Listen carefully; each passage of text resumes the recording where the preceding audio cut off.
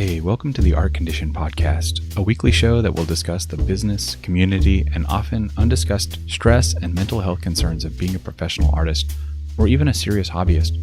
I'm Joby. I've been in the tattoo and illustration professions for 25 years. My co-host is Moose, a data analyst, social media manager, and art agent. If you enjoy the content, please consider visiting the Patreon page in the show notes to help support the effort. Or if that's not an option, please like, subscribe, leave a good review, or just share with your friends.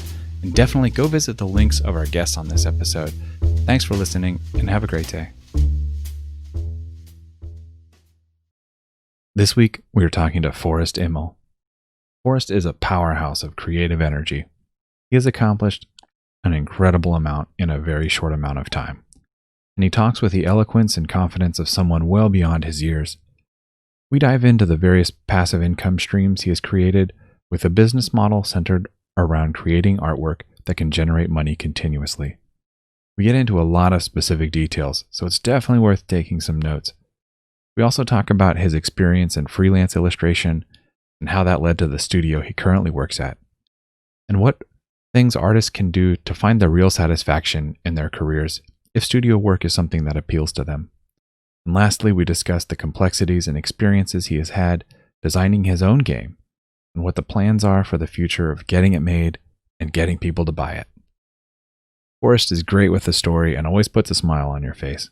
So settle in and enjoy. I promise you're going to really like this one. A couple of quick housekeeping notes. We have had a lot of new patrons sign up on Patreon. I'm so grateful for that. And I want to start giving shout outs at the beginning of these episodes to new supporters. There is no way to overstate the gratitude. So thanks so much to Kaylin, Jim, Brian, Tim, Cody, Joshua, and Michael. Lastly, if you haven't heard, I am launching a Kickstarter at the end of January. So if you want to get some cool stuff and help support this podcast, check out the link in the show notes below. And without any more delay, here's the interview.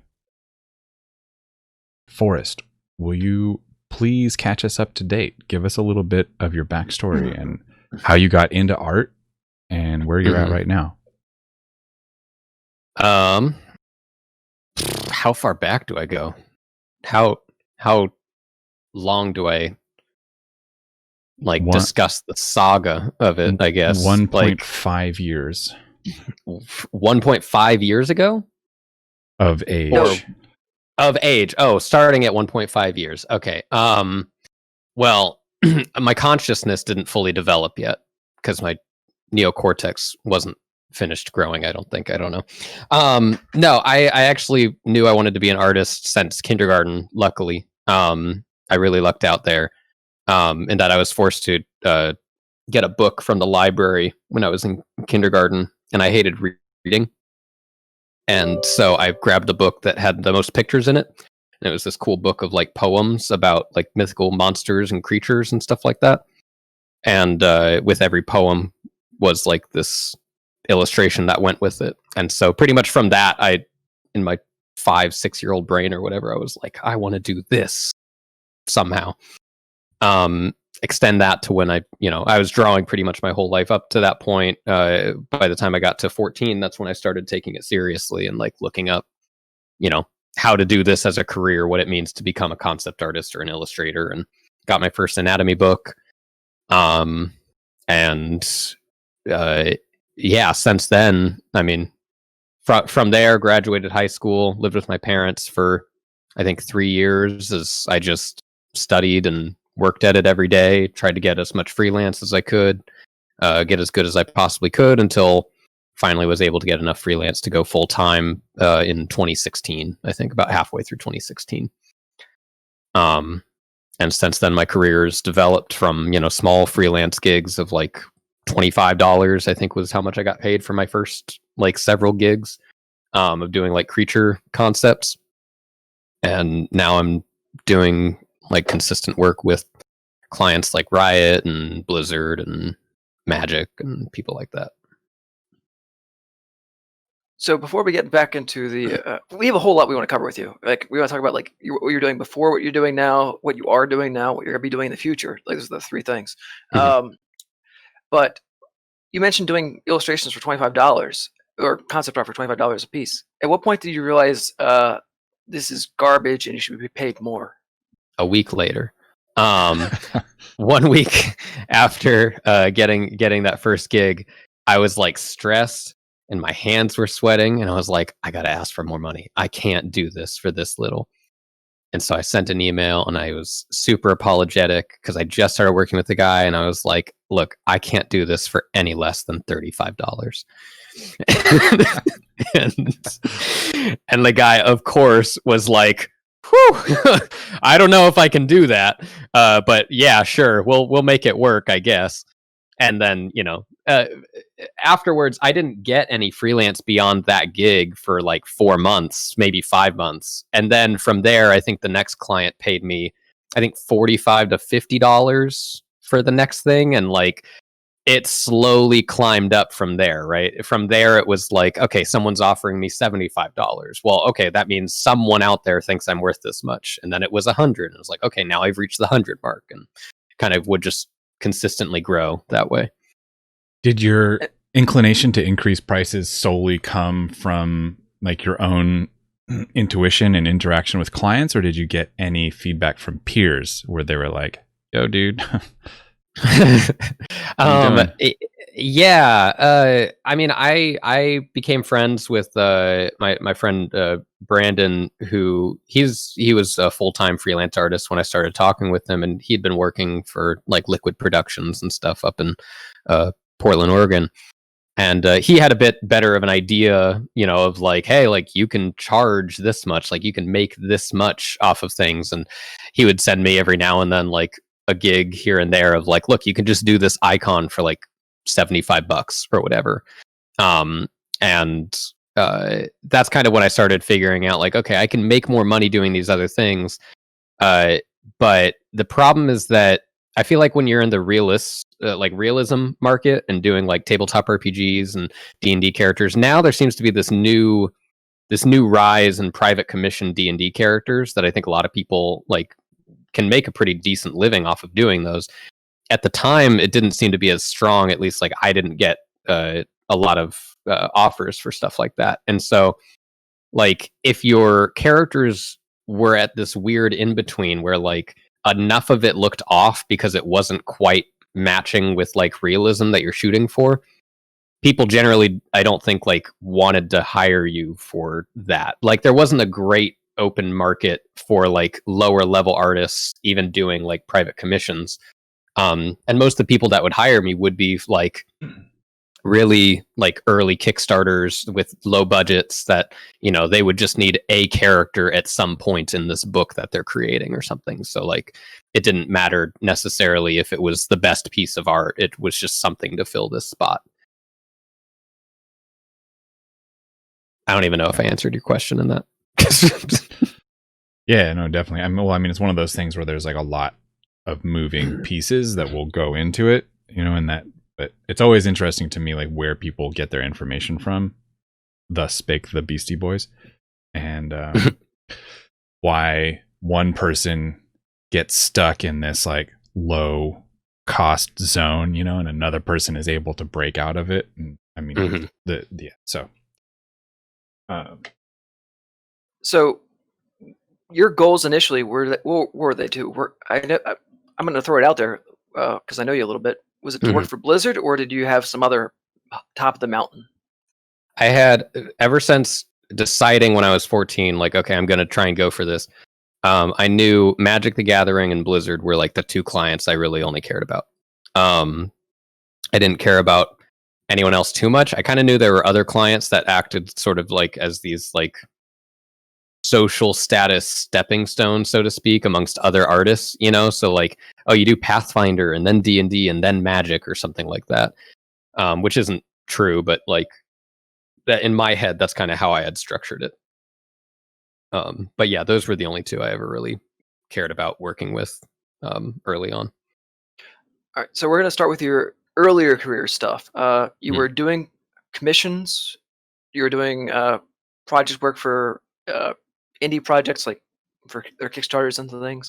Are you comfortable talking about like your way back income, what that was like? or did you have to work a side job, that sort of thing? Oh, yeah, I'll talk about whatever. No, there was no way I was able to make anywhere close to a livable wage back then. I'm super lucky in that, like, I graduated high school and I made some sort of like a loose deal. I thought at the time, like, this is a hard set deal with my mom of like, if I'm not, I think it was if I can't work full time within a year after graduating, that I would have to go to college. Like I'd have to go to an art college or something. And I didn't even get anywhere close to that. I think by that time, I think I was maybe lucky if I made like $300 in a month or something like that. At that point, but due to like certain circumstances, my mom like saw the growth that I was having, and like I was making more money, more people were noticing me and hiring me. And so she didn't really push the college thing on me anymore, and instead was just like, just keep, doing this, and hopefully you'll make enough or whatever. And then, luckily, I think that summer or the summer after that, would have been the summer of like 2014, I think. So that would have been 2 years after graduating high school. I got my first in-house gig at a studio. It was a contract gig; it wasn't full time, but I got to work with them for like, I think 6 months. It was a long time that I got to work with them. And at some point, you started transitioning into trying more, uh, I guess, innovative approaches to generate income, like through your creation of game art assets, stock art, and Gumroad tutorials. Mhm. Uh, which one of those came first? The first thing I tried was doing icons for like the Unity and Unreal Asset Store, because that's when I had started working in house at that studio I'd mentioned, Super Genius Studio, and I was doing a lot of that stuff for the studio for all these different clients. And I thought like, okay, well, like this is what this studio gets hired to do all the time. This is what most studios get hired to do all the time. Like, I feel like there's got to be some place for small indie creators, in the same place that, like, in the same way people would hire me to do these like small concepts or stock art gigs or whatever. There's got to be a place for that for icons. And sure enough, people at the studio had been talking about the Unity Asset Store and sharing it around. Even Super Genius, they ended up doing their own, like, they did some kind of like visual effects thing that got really popular on the store and made like a lot of money in the first few months that it was out. And so I was like screw it, I think I could do an icon pack or whatever. And um worked on that over the course of like a month and a half, where I would just do like 3 icons a day and just like churn them out. And then I think the first month that it was on the store, I made like $450 or something like that. And I was like, that's not incredible given the like month and a half of time. But then the month after that, it made 400. The month after that, I think it also made 400. Next month, 350. And like now it's down to, I think probably I maybe make like, $50 a month off the icons. But that's after, how many years has it been now? Oh my God, because the new year just happened. It's been like 6 years, I think, since putting that pack up there. And so, What would the yeah, total be, roughly? oof. The first 2 years were the best. And I ended up coming out with a second pack that didn't do as well, but occasionally a couple of them would sell. And so I'd get, 15, 30 extra dollars. It's got to be in the thousands. I'm really not sure. I mean, this year alone, I've added more stuff onto the You said it's Unity. And what was that? Sorry. You said it's been up for about 2 years. Like you've had those packs up for about 2 years. No, the packs in total, they've been up for 6 years. Oh, 6 years. Yeah, Okay. in the last couple of years, I added the fantasy character stock art packs that I've done. I added those onto the Unreal and the Unity Asset Store as well, and so those have kind of helped keep income coming in. I have an Excel sheet of all my like passive income from 2020. So yeah, every month in 2020, on average, I made at least $100 from just the Unity Asset Store. It's not including all the other websites like Unreal, Game Dev Market, Roll20, Drive Through RPG. And the highest month, I made $328 in August for Unity. So in 2020. In 2020, yeah. Okay, Yeah, yes. So it's still, you'll still have months where it will break multiple hundreds. Well, what do you think has contributed to the overall, you said like when it came out, it was 400 plus, and then it sort of slowly tapered off over that. So what do you think has contributed to that overall decline? Is there like a saturation in that market or something else? So it's weird. I don't think there is, if you look at the market, when you look at the marketplace and you see all the different icons and stuff that are on there, there does seem to be a saturation, but people will still buy my icon pack, which I think does not look as good as some other ones because over years I've just grown as an artist. But people will still buy mine because they prefer the look of mine or some of the icons that I offer in it versus like some of the other icon packs. And so personal taste and flavor still comes into play as far as like why people are going to buy certain things on there. But mostly it's exposure and it's growth as a developer on the marketplace. So generally, the more things you're coming out with, the more different packs you're offering, and the more people will then go consistently to you because you offer the same style throughout all of your packs. So when I came out with my first pack of fantasy characters on Unity, as I expected, I didn't think it was going to do very well. I charged a lot of money for it. In comparison to other packs, I think I charged $40 for 16 characters, where there's other packs that are like $20 for 30 characters or something. But I knew that no one else was doing high realism fantasy characters on the marketplace, so I kind of dominated the market in that way. And I'd sell one or two, every month or so for a little while, especially the first couple months. But then once I came out with the second pack, which offered 16 more characters, I was seeing sales of both suddenly. Because I had a second pack to go along with it, now more people were like, okay, I can buy this first one because this second one came out that offers more stuff in the same style. So with that in mind, do you think that there's still a place for, an artist who might be interested in doing this kind of thing to put their work up and make some side income? Oh, totally. I think it's such an untapped place still, even with all the people that do stuff on there.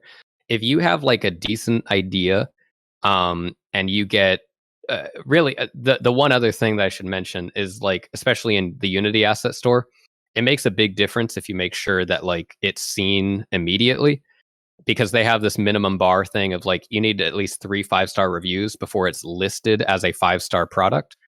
And so if you don't get listed as a 5-star product, it just won't really show it when people go and like sort by highest rated things. And so if you just have a couple friends that help you out, you offer some free products to people if they give you a 5-star review or something, then it pops up on the front and it's going to be on the front page for long enough for people to see it and be like, oh, that's a cool pack, I'm going to purchase that. Yeah. But yeah, if you come up with a good idea and you see like, oh, there's, someone hasn't done this art style of this type of product or something like that. And it could just be based off of like pre-existing popular games, you see like popularity in something like Hades and see that like, well, no one's offering like a Hades art style type UI asset pack or whatever. So like, I'll do something like that. I'll charge this much. No one else is doing it. So you could charge a little bit more, especially if it's high quality. And then, you just keep doing that essentially if you want to try and make some side money. Another thing to keep in mind is a lot of people will think about their Steam library and how many games they have they've never played. But something to consider is game developers, especially indies, will do the same thing with asset packs. They'll buy something just because they think one day they might want to use it. Yep. So all the time. Photoshop brushes. Yep. Exactly. Same thing. Don't worry too much about the market saturation. It's another one of those more cake situations. Yeah. Out of all of the people that I've seen have bought my fantasy characters on Unity and on Drive-Thru RPG, all that. Drive-Thru RPG, I see it a bit more. But on Unity, I think I've only seen 1, maybe 2 people use the assets in a game that I've seen, as far as I know. Because most people, if they make the game, they'll like send it to me and be like, thank you, like these look really great or whatever. It's only happened twice. And so like a lot of these people will just buy it and they'll use it as placeholder art, or they'll, like Moose was saying, it's like, oh, I'll use this eventually. And now your assets are fucking killer. Like the characters are awesome looking, and I'm not suggesting that anybody cut corners, but that's a high bar to reach. I mean, there's still some room for a revenue stream if you're not, because you not only are they awesome looking, but you also like have male and female of each, right? And like yeah, it's this whole awesome series. So I mean, if it's not quite that luxurious, there's still opportunities there. Oh yeah, you could totally do like, you could find a simple repeatable art style, that doesn't take you a lot of time, that you can do after hours once you're done with freelance, or if you work a day job or something. Like, I think you could definitely do it. It might take a little bit, for you to get like a pack together, because they do have a system that like cycles through things. So if you're charging money and they don't view your pack as like enough content, they might not accept it into the store. But as long as you have at least a few assets for, a reasonable price or something, then they'll see that and then put it up for you. Sorry, Moose, one more question. Do you do any like promo or marketing for that, or is it just self-sufficient? It just goes on its own? It kind of just goes on its own. I think most of the time now when I come out, not that I've come out with one in a while, but if I were to release like new stock art, a lot of people follow me now for the stock art that I've done for Drive-Thru RPG especially. And so I'll post that now and say like, hey, I did this character, and then maybe the next day I'll say like, also this character is up on this website if you want to purchase it as stock art or something. But otherwise, like I don't know if I've ever really shared. I probably shared my icon packs early on with Unity, but it would have just been me sending it to a bunch of artists. I don't know why artists would go and buy art for game development. So I don't think there's been a whole lot of resources available made online about how to make assets for a video game, especially icons and things along those lines. What are some things that you learned along the way that would be valuable to somebody that was going to start doing this or consider start doing this?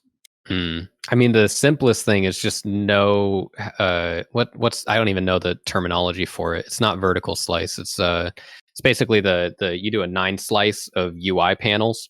And so things like dialog boxes that you see in games, generally what developers need is that they'll need whatever that box would be in a perfect square, but cut into 9 shapes. And what they do is in the program, whether it's Unity or Unreal, they can stretch it out that way themselves.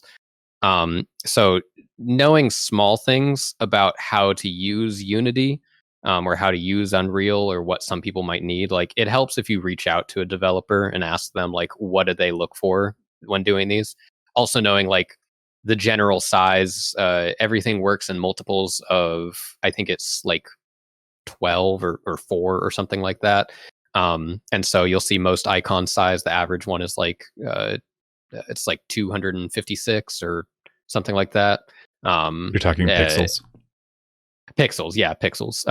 And so I think most people, like I work like 1024 pixels squared or whatever for the icon, and that kind of works and shrinks into the size needed for most developers.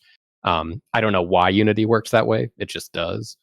But so yeah, just knowing like how the program actually functions and what would be most useful, being able to think a little bit like a game developer and like a game designer.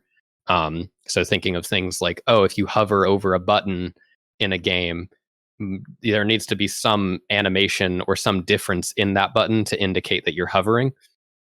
So having like a base button hovering, clicked, inactive, like having all those things shows people that you're considering the developer's side of it.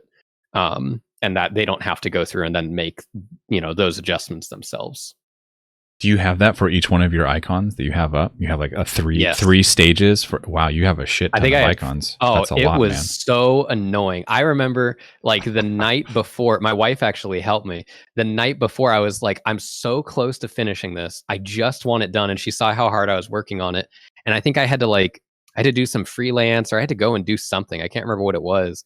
But my wife was there, and I showed her these like hotkeys that I developed on Photoshop, and I was just like, all you have to do is hit this and save it, and hit this and save it, and like just do that over and over again. And she was like, I'll do it because like I know how bad you want this pack to come out. And so she saved a whole bunch of them, and I also saved them in like 3 different file sizes. So I had to save every single one in like these different states with different file sizes, all labeled and named to try and make it as useful as possible for the developers. So like really trying to think of it as like, what would I want if I opened this pack of icons?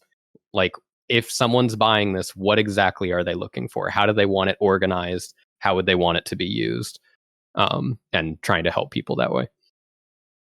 So I know there's one guy that's pretty big on the icon store. I don't remember his name.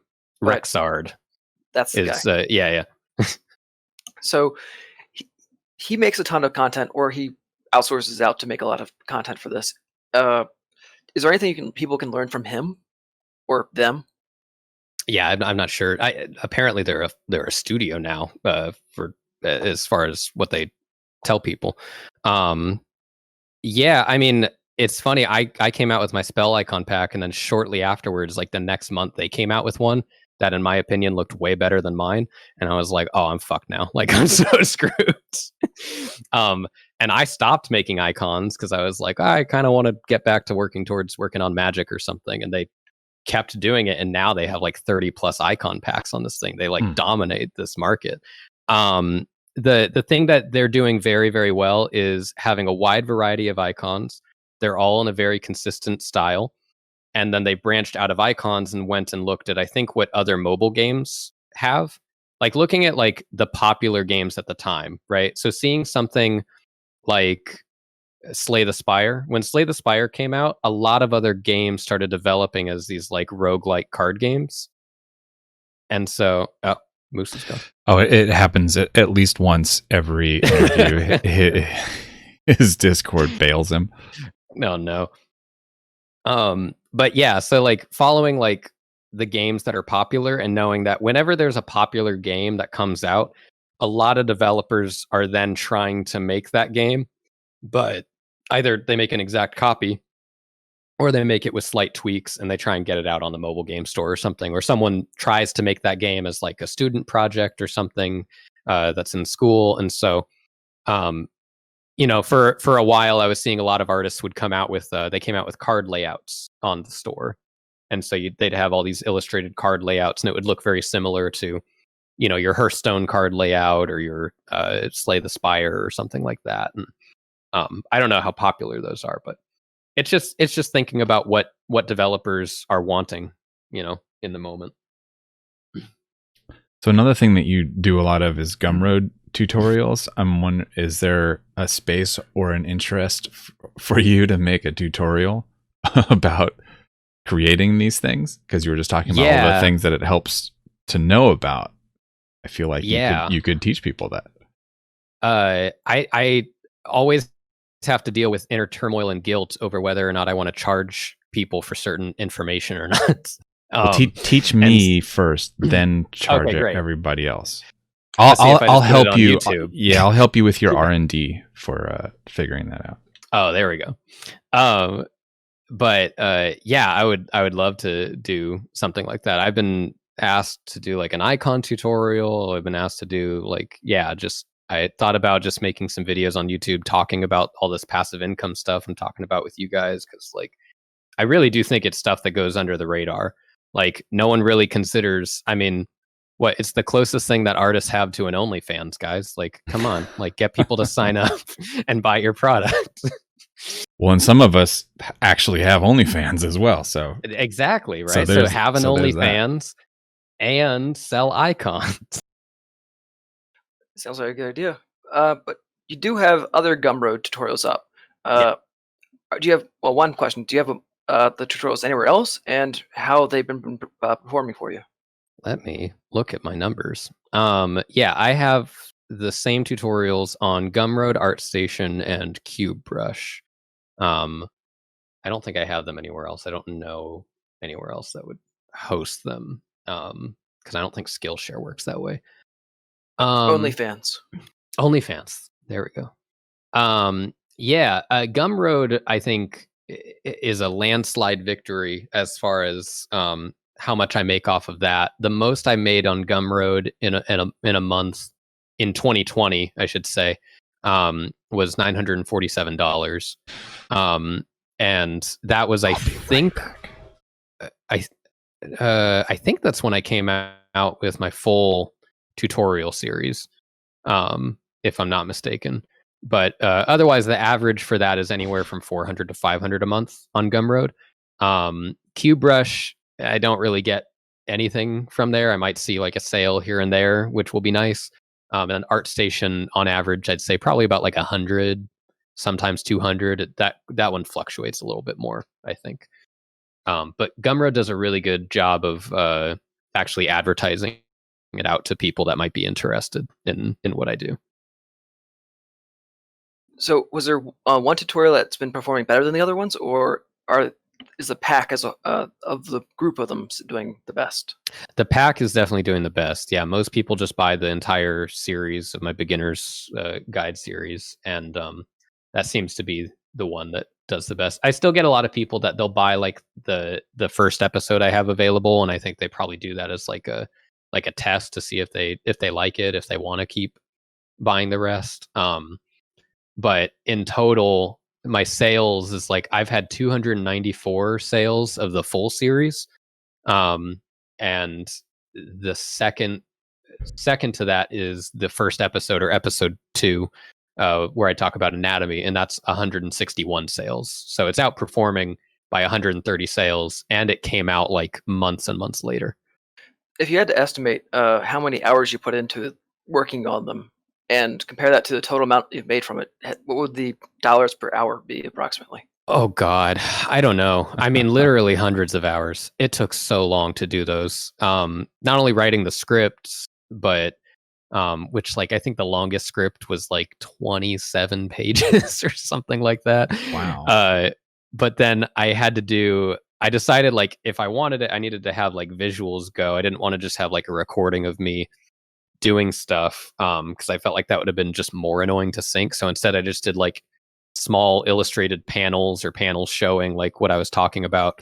And so most of the videos had like 100 to 200 panels or something like that I had to have like as unique images. And I was lucky, sometimes I got to repeat the same one.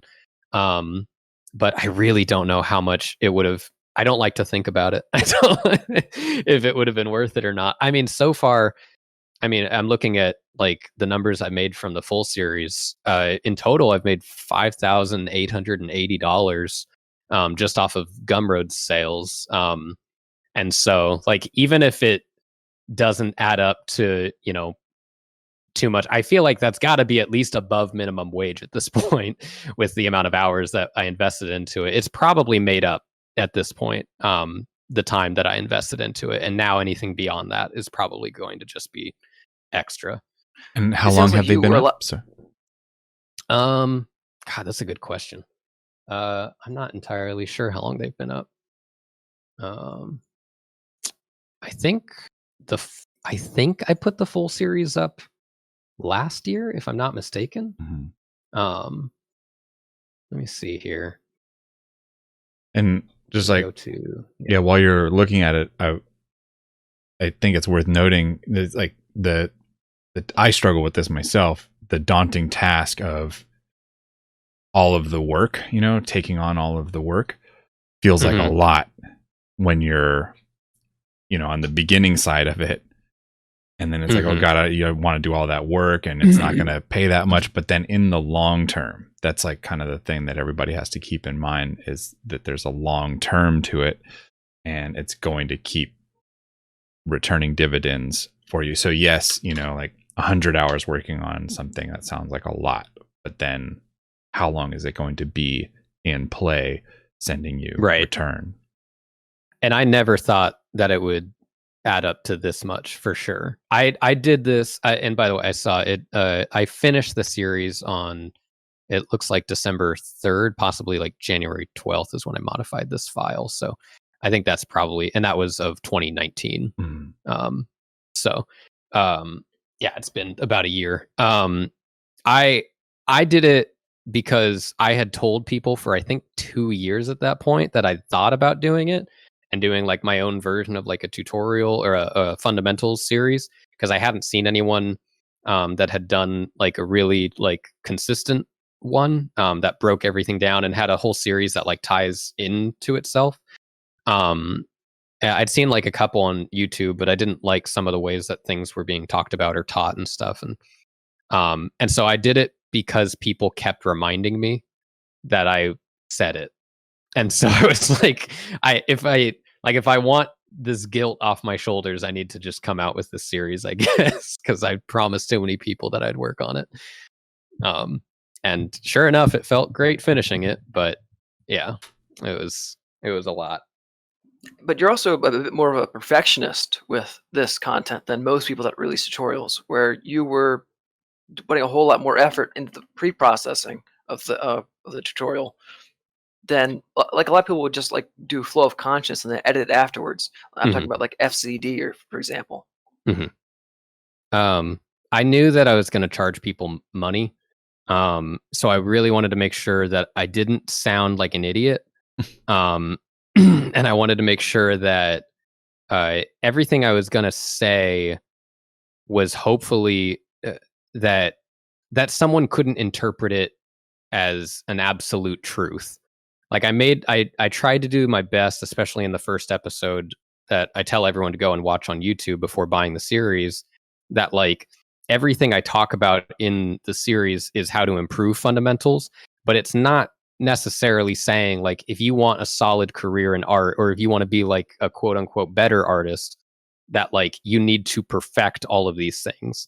It's always like a means to an end, right? If you want your art style to be realism, then like, yeah, you probably need to learn value and anatomy and all this kind of stuff. But it's not, I can't promise that it's going to make like, it's not going to make you a better artist, or that if you learn these things that suddenly, you're going to feel fulfilled in the art that you're trying to do yourself.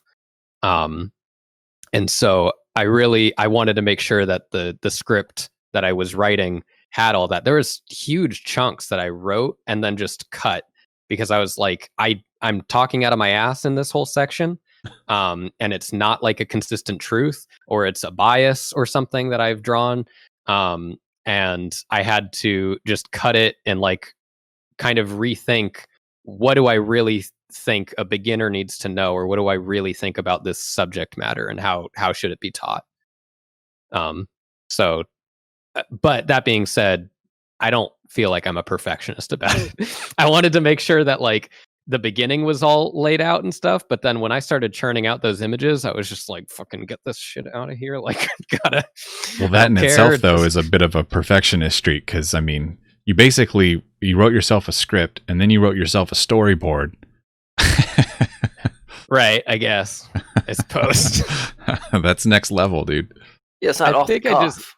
I guess I just thought like, this is what I have to do for this series, but then doing it, I feel like I didn't do it to like the greatest extent. Most of the there were a couple like slides that I ended up having to spend like 30 minutes on one slide that was going to show up for like 10 seconds or something, because I just knew like this is the proper way of showcasing like what I'm trying to show here. And then there were other slides where I was just like, I don't want to do this. And so I just wouldn't have anything there. And instead I just try and do something to like briefly explain or briefly show what I was talking about. Yeah. Well, I think that it's, good that you say that, because it's something that does get left out some of the time, like when people are talking about the fundamentals and learning to be a better artist, it's, critical that people have fun while they're doing that, and the fundamentals aren't always fun, like practicing arpeggios and scales and stuff isn't necessarily like a fun thing to be doing unless you're just like really into that sort of thing. So yeah, draw your like lions and tigers and bears and robots and dragons and stuff like while you're doing that as well, and like don't be like locked into this like, oh, I have to do this like this way or whatever. Find what makes you happy when you're making art and do that. And it's reciprocal too. Yeah, definitely. I agree with all that. So before we move on to the next stage of where you are now, let's tie this up. Do you have any, like, looking back on your passive income schemes, for lack of a better Mhm. term, which of these would you not do again? Which ones would you absolutely put either more effort into or absolutely do again? Mm, the icons don't pay as well as the characters do, but the characters took way, way longer than the icons. Um, I would do an icon pack in, like I said, like a month in my spare time, but the characters took me like a year um, in total in my spare time. And the icons don't have as great of a return, whereas the characters are more repeatable. But really, I mean, tutorials do the best, but it's weird because I don't want to recommend people do tutorials um, if you're not ready to tutorialize your thoughts. I don't know. Like I've seen a lot of people when I was working on mine, I went and I looked through all these YouTube tutorials because I didn't want to just repeat something that someone expressed really well in like a free video. I wanted to make sure like if I saw some free information that I'm like, okay, I need to elaborate on this, or I need to show like this other side of this, or I need to uh maybe just do what I did for the anatomy tutorial where I said like, look, I'm not the best one to teach this right now. There's a way better video on Proco's YouTube channel. Like go watch that, and then I'll use that video that hopefully you watch to elaborate on. Um, but there was a lot of bad tutorials out there that artists made, unfortunately. Like, and I won't use names, and I don't want to shit on any artists, but it is unfortunate that like I think when you get into the mindset of being like a YouTuber artist, and you feel like you need to develop content, I think at some point, if you're not careful, you'll end up saying something that you don't know that much about, and you'll end up teaching it in a very charismatic way, in a confident way, because you want to sound charismatic and confident and people to watch your videos. But there's so many videos that I watched where I'm like, you're full of shit. This isn't how you do this at all. This doesn't make sense. um and it and so I don't want to like recommend that to people as like, oh yeah, make income like this early on. I do think you could go ahead and develop skills to make a pack of assets or something for the asset store, as long as you're like careful and you really work on your craft and make sure you get this thing to look this certain way. But to teach something, I feel like you really need to be careful about how you teach something. You don't want to teach something in a poor way and then have it on the internet forever where people can just say like, no, this isn't how you do this at all, and you're dumb. But there are people like Ali Briggs out there who has a background in education that would Mm. be a natural fit to combine the two. And Oh, the question totally. is whether or not it's worth it at that point, at this point, to make that content to put it out there on a Gumroad or a Skillshare or what have you. If you have good, I don't even think I have good teaching abilities. But I'd say like if you have something to teach, or you can talk a lot like me, like then yeah, I recommend if you know something, try your best to teach it, and um, I don't know, try not to feel like I feel and guilty for charging money for it. I guess I don't know. Well, yeah, definitely don't, feel too bad about it. Like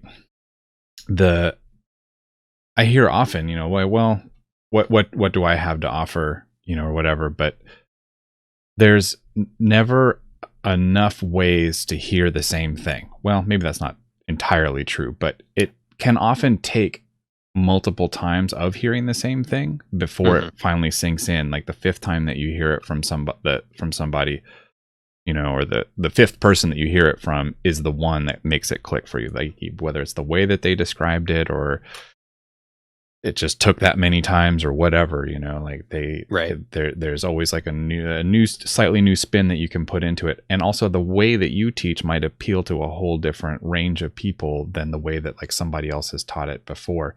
And just the act of trying to teach it to other people will like solidify it and gel it for yourself in ways that may you never have been accessible to you had you not. Yeah, no, that's definitely true. And I mean, I think somewhat along the same kind of thinking as you were saying, Moose, earlier about like when you go on Steam and you see all these Steam games that you'll just kind of buy because like you think you might use it at some point. The funny thing is, when I think about that stuff, there's so many. Sorry for using this as an analogy, but hopefully my point will get across. There's so many games on Steam that people don't know exist that are out there, and then they'll tell their friends about it and think everyone knows about it because their circle of friends know about it, and they're like, I've never heard of this game, and no one plays it. When actually, like, a lot of players play it and they have no idea. And I feel like that can happen with everything. It can happen with art education. There's so many people that teach art that no one knows about and are probably great teachers, but maybe they don't market their stuff all that much. They're not as widely known or whatever, but they're still really, really good teachers and probably make a decent living off of just teaching art. And so, yeah, there's a lot of artists that I know are like insanely good and are still sheepish about teaching what they know, because it's the hard thing with art is you're constantly having to kind of humble yourself and be like, oh, there's so much I don't know. So like, why would I turn around and like teach these people that are climbing the same mountain as me? Because I still have to learn all these other things. Speaking of that marketing aspect of it, we touched on it a little bit before. Since you mentioned it again, what are some of to the degree that you do any marketing for your products, where are some places that you like to do it, and how do you like to do it? Oh man, I put so little effort into stuff. Which is actually like why I wanted to ask you that question, because the low effort is sometimes, the one that you want to really hear about. Yeah, the stuff, the most effort I think I put into like marketing myself at any point is, I think I was trying to get on board the like Instagram algorithm to market myself when I came out with like my latest pack of characters. I think that was like a year ago or something. Because after a year of working on them, I had so many things that I could post consecutively, because I had 16 characters on top of the 16 characters before that, as well as sketches and all that kind of stuff. And so like having all this content to post, I was like, okay, great, I could do this consistently and gain some sort of traction and stuff. But otherwise, it's just posting randomly, inconsistently on Twitter and Facebook and ArtStation, and it's very hit or miss, especially on Twitter. It's like you just get one lucky retweet from someone with a larger following, and suddenly it's like, boom, great. Now people suddenly know about my art. That's amazing. But I mean, especially with YouTube, I think I just lucked into, without knowing anything about YouTube SEO, I think I just lucked into whatever their algorithm is as far as my art tutorial goes, because I've had a few other YouTube videos on there, but they haven't done nearly as well as the beginner's guide one. I think the last I checked, it was like 100,000 views or something like that. And yeah, I mean, how to draw is, I think, one of the number one most searched YouTube terms. Right.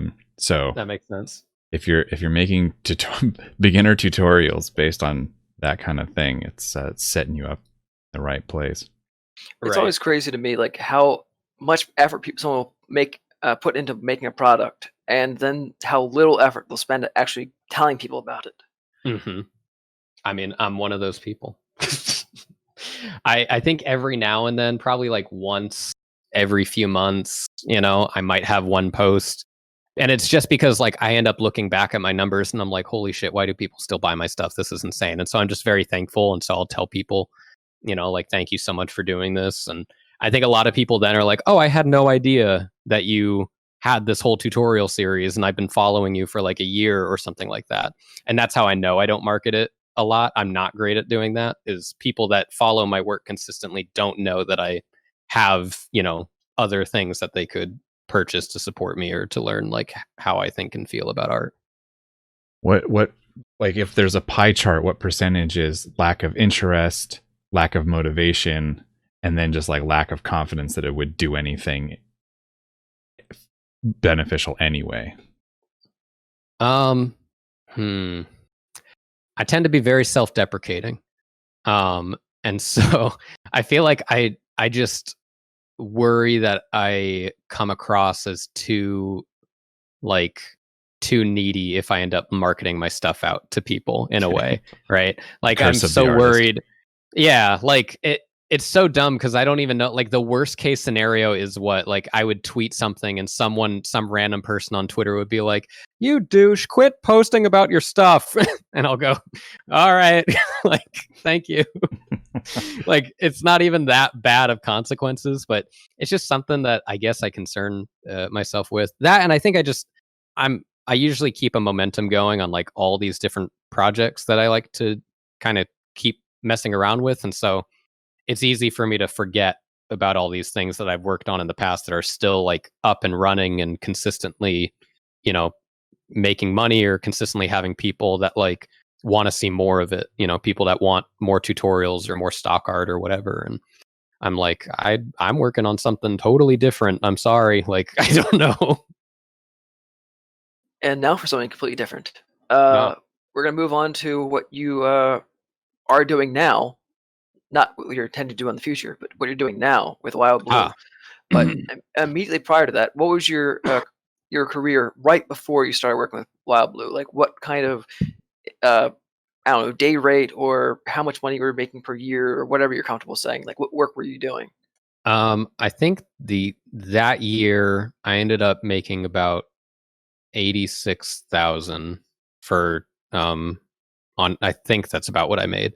And I was working a lot with Smite.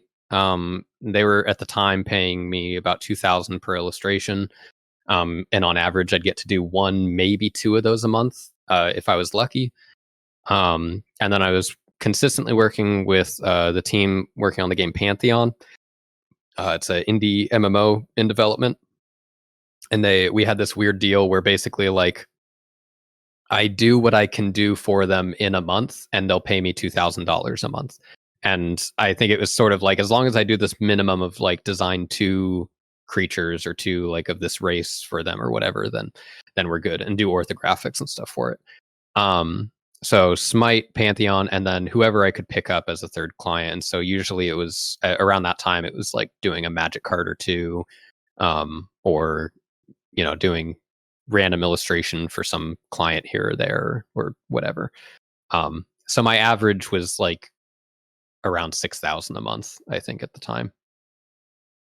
Did those clients approach you or did you seek them out?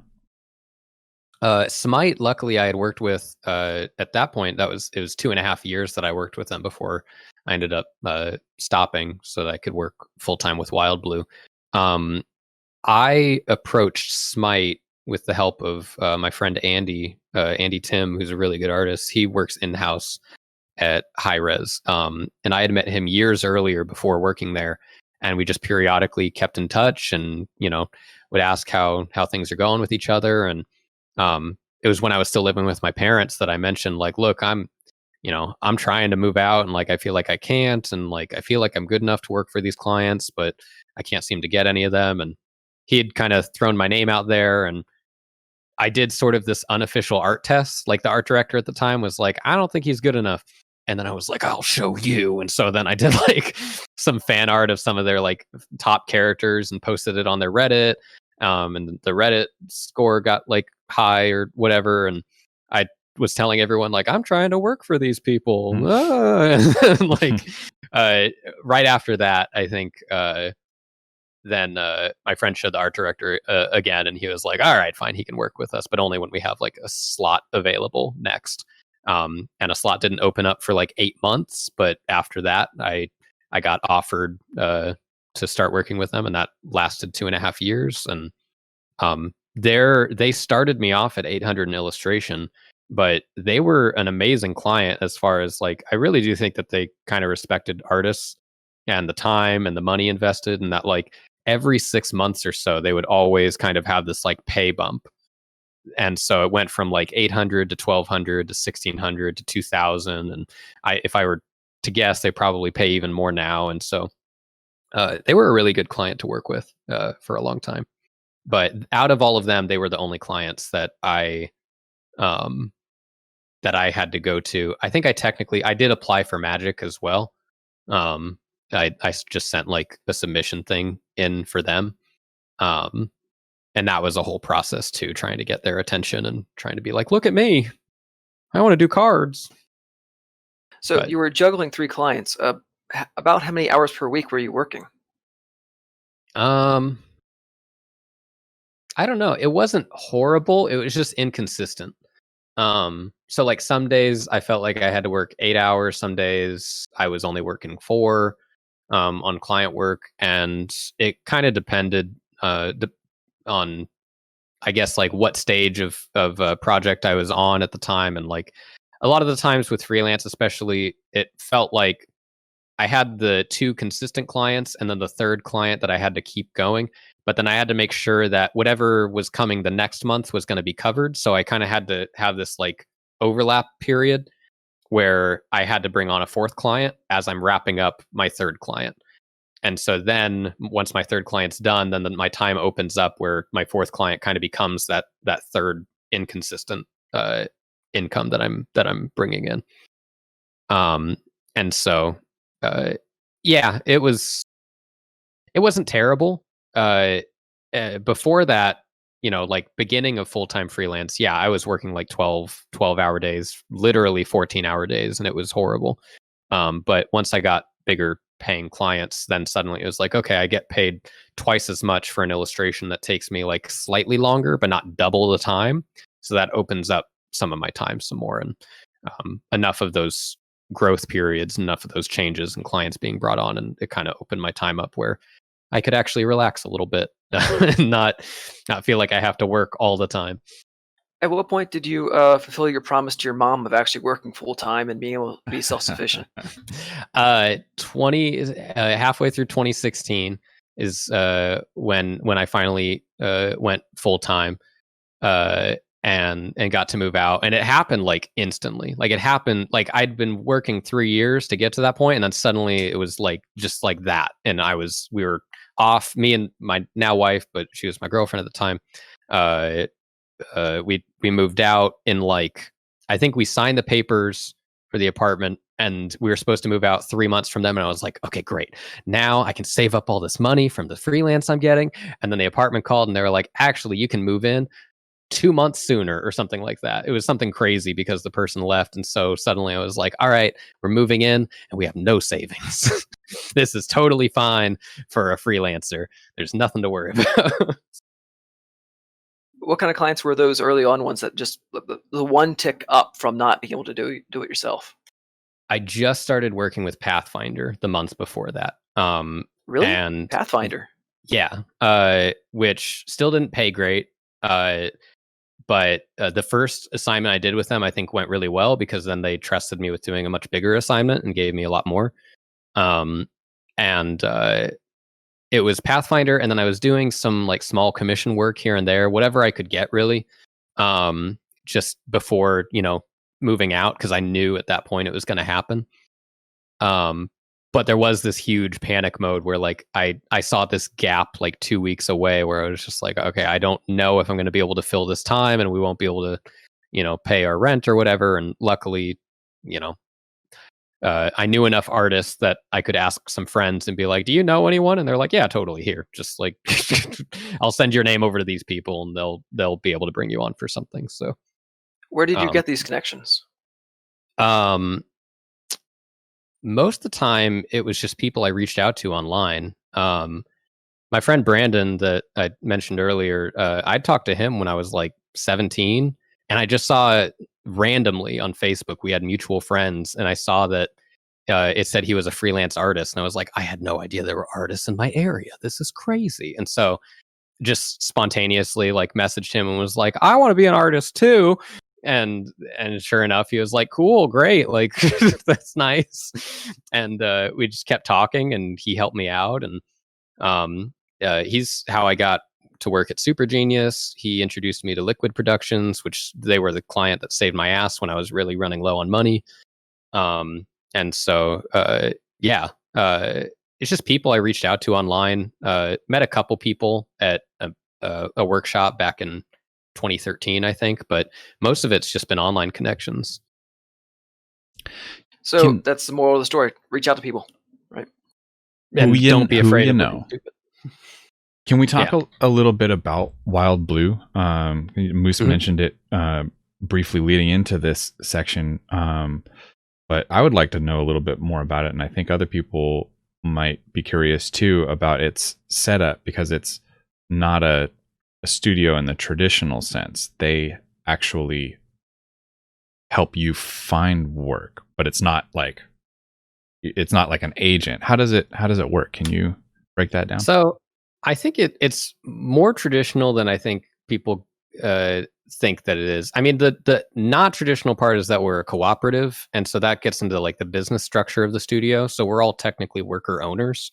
So we all share like a section of the studio essentially, but otherwise, like it really does act just like an outsourced studio does, in that people either will reach out to clients or clients will reach out to us and say, hey, we suddenly need 3-5 artists, sometimes just one artist, to hop on and, you know, do these characters or these icons or these illustrations. And we negotiate some rates, and then we do the work and stuff for it. So it's actually how most of my clients that I worked with leading up to them were also outsourced studios. So it felt very normal, like transitioning into that, I suppose.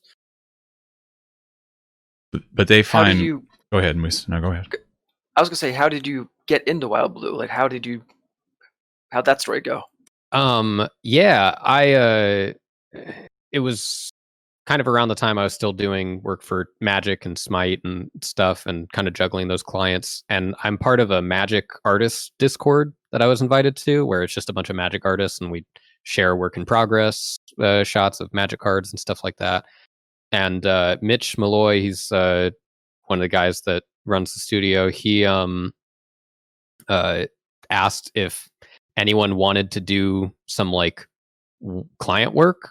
I don't know if he specified at the time that it was Riot. He was just like, anyone want to do some work, like last minute, pays really well or whatever. And I immediately was like, sure. I don't know what it is, but why not? Like, let's do something. And sure enough, it was this big like Riot illustration. It was basically, it was like a kind of like storyboard key art for the Legends of Runeterra cinematic. And it paid so well that I basically was like, okay, I want to keep working with them. And so I have to do like my absolute best on this thing to show I'm a worthwhile asset to keep on. And I did well enough that right afterwards they started sending me the studio was being hired by Riot to do there was like these story illustrations that they'd post on Riot's website. They come out with these kind of random character stories or character moments, and they like having an illustration to showcase for those stories. And so we were doing the illustrations for those for a while. And after working with them long enough as just a freelancer, they'd talked to me early on about coming on full time once they were ready to bring someone on, but they liked like my illustration work and liked that I was punctual and easy to work with and stuff. So yeah. This is Wild Blue, you mean, not Riot? Right. Yes, this is Wild Blue. Yeah. Most of the work that we do is through Riot. But yeah. Did you have an oh shit moment when you found out that this was going to be for Riot, because you didn't know that going in, and then you're like, oh fuck, this just I was got super real. Excited. Yeah, I was very, very excited, but I was also really nervous because I didn't know like what it was. Like the only Riot work I really knew at the time was, you know, splash illustration, you know, or character design, and I figured like it's probably not that, but I don't know what else it could be. And so yeah, shit definitely got real. It got more real when I saw how much money I was going to make from it. But because as much as I liked Riot, you know, I still I generally still was under the impression of like, well, I worked, you know, for Magic. All I care about now is working for Blizzard. So like Riot's cool, you know, but like I don't play League of Legends. So I don't know. I don't have any like emotional attachment to it. That's a great statement. Well, Riot's yeah, all right. That'll do. What was the appeal to you for going to work for a studio as opposed to just keeping on with the freelance?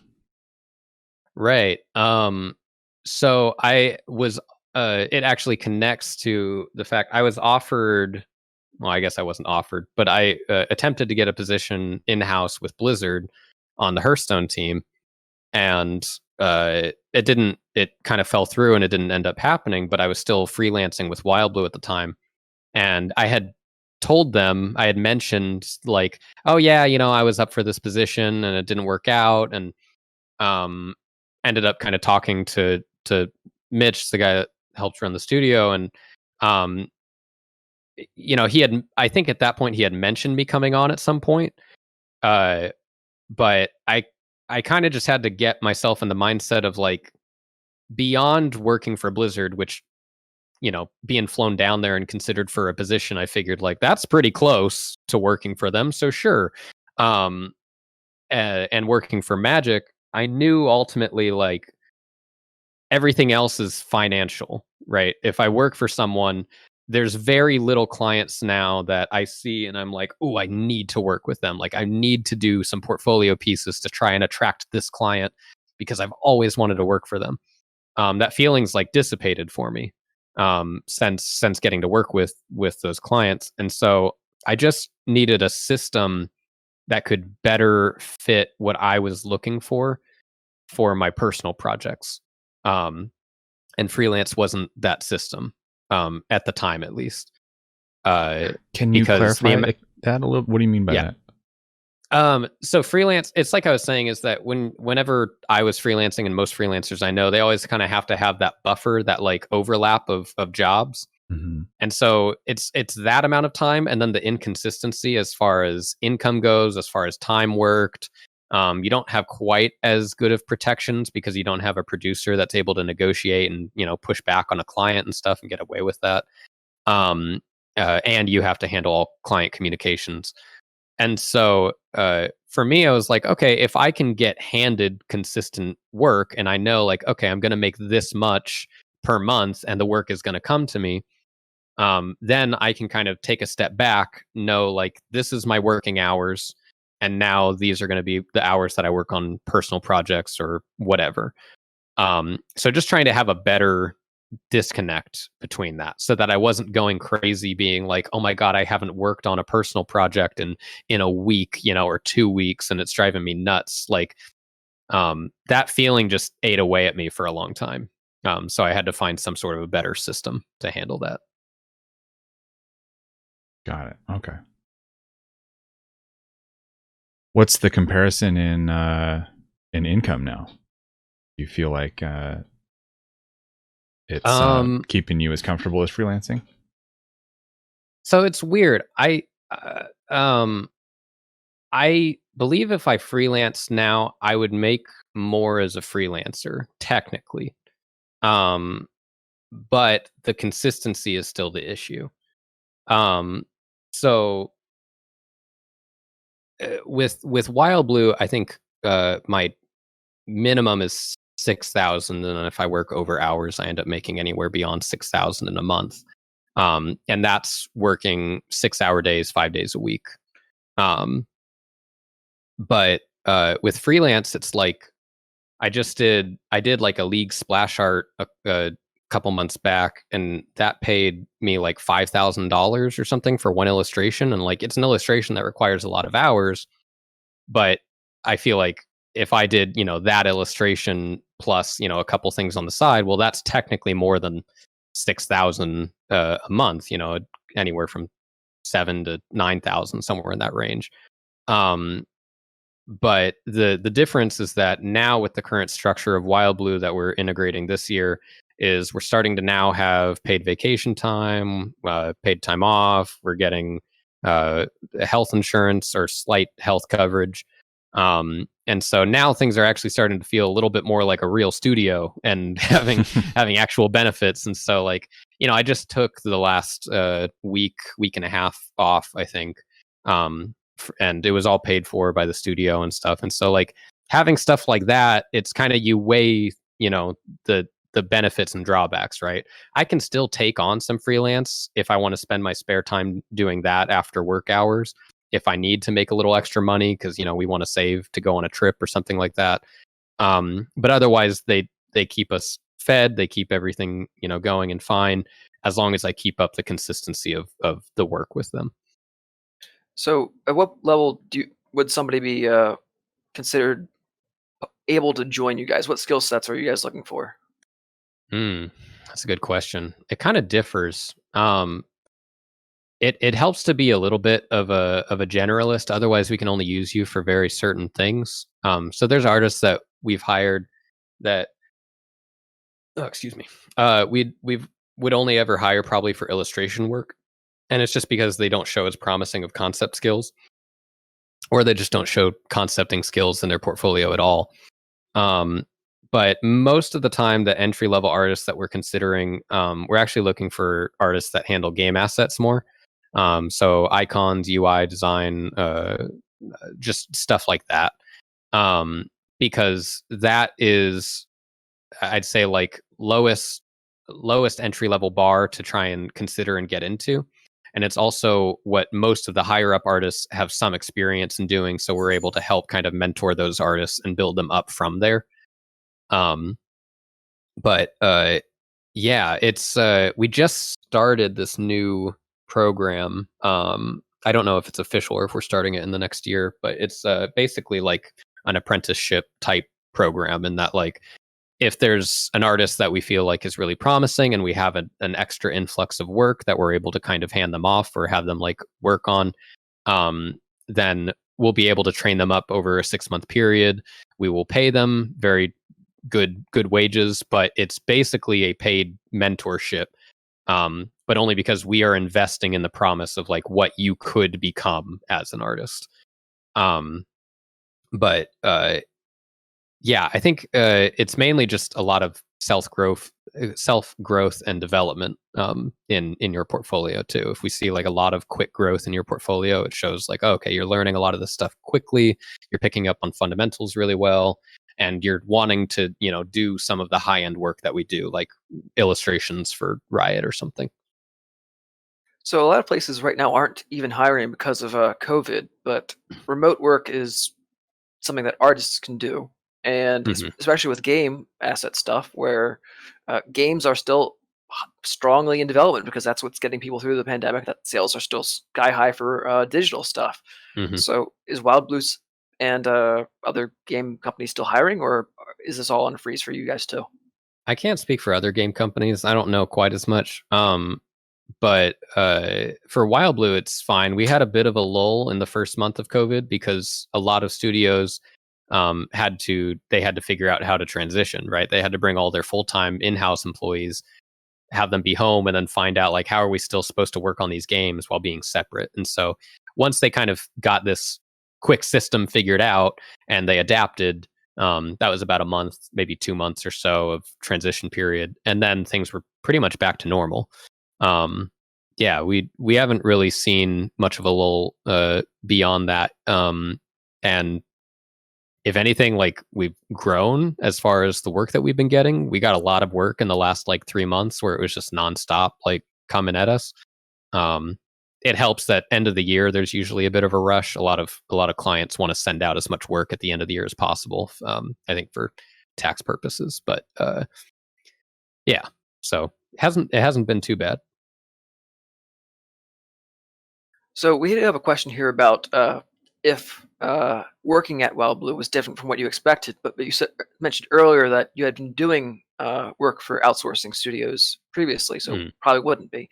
But back when you were starting to do work for outsourcing studios for the first time, was there anything different than what you had expected prior to working with that relationship? Yeah, I guess I didn't expect the looseness of it. Like, I remember when I first went in for, I call it an interview for Super Genius Studios, but it was such a not interview that like, it basically was, I showed up, I was sweating like crazy because I was so nervous. But I also was still like coming out of my teens and rebellious. So I came with like ripped jeans and like a Wolverine t-shirt. And in the back of my brain, I was like, if they can't handle that I dress like this, and like, I don't want the job anyway, which is the stupidest thing in the world for me to think. Because somebody probably saw your shirt and was like, "You're hired." Right. I know. Right. I'm shooting myself in the foot. Really. I mean, oh no, Moose is gone again. He'll be back.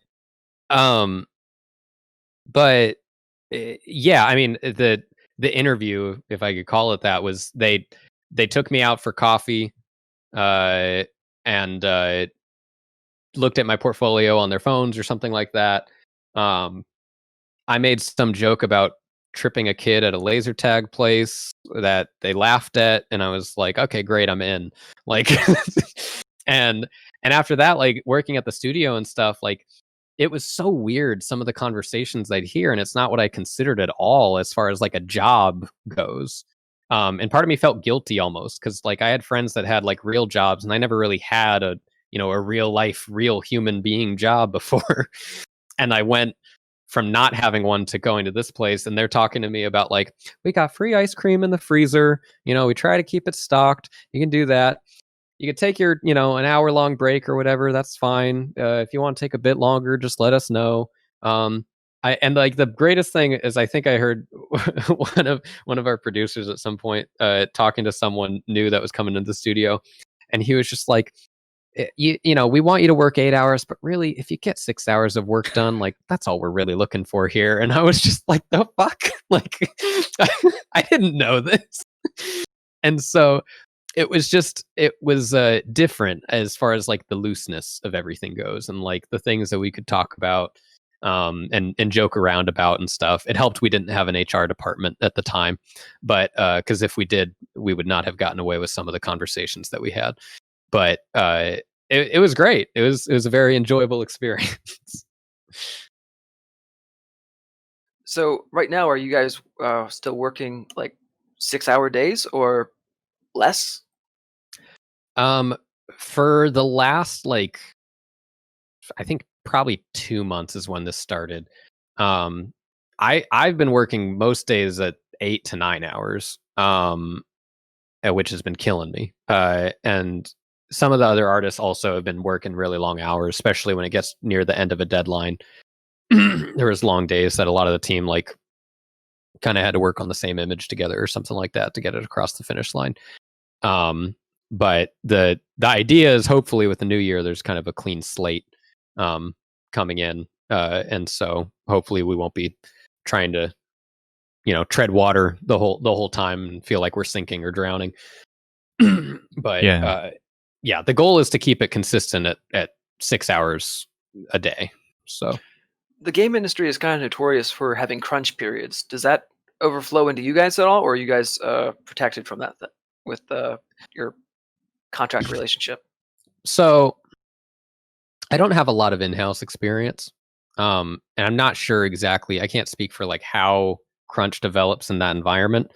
Outsourced studios are, I think they were created probably from crunch. It's like if a studio is reaching crunch, then they're like, oh well shit, let's hire out these 5 people off here and let's have them do these things because we just don't have enough time to have all of our in-house guys do this. And so I think we're kind of the relief from crunch in a way. But also because of that, crunch then can encroach in our space in that, yeah, we've had clients that are literally like, hey, we need this done. I think it was like sometime last year, we had to do this big project and we got paid like 2 or 3 times as much as we normally do. And it was just like, we need this done in 7 days over Christmas break. And we need it like as soon as possible. And all of us were just like, oh, okay, all right, sure. And that's just, sometimes that happens, with our current studio structure. We're trying not to have stuff like that happen and encroach on our vacation times and whatnot. But I feel like there's nothing you can really do if a production pipeline has something slated to come out on this particular date, right? If there's a thing that's like, okay, this new development in a game or new update for a game is going to have this new character, and this new character needs a character illustration and a character cinematic, then suddenly you've got cinematics department, character designers, illustrators, marketing teams, and production that's all trying to coordinate and push all these things to this deadline. And if one of them goes under the radar, which in this instance it was like cinematics that went under the radar, then suddenly it's like, well, someone has to pick up the slack because it's like we have to get this cinematic out. Like we can't suddenly not have this thing come out. And so it's tough. It's juggling a lot of things, you know. So one thing that you mentioned was the more stable platform that a reliable studio can offer that will give you the space and time to work on personal projects. But even at a more mellow 6-hour day, that seems like that could put a pinch on the time that you would have for personal projects. How do you work in time for that?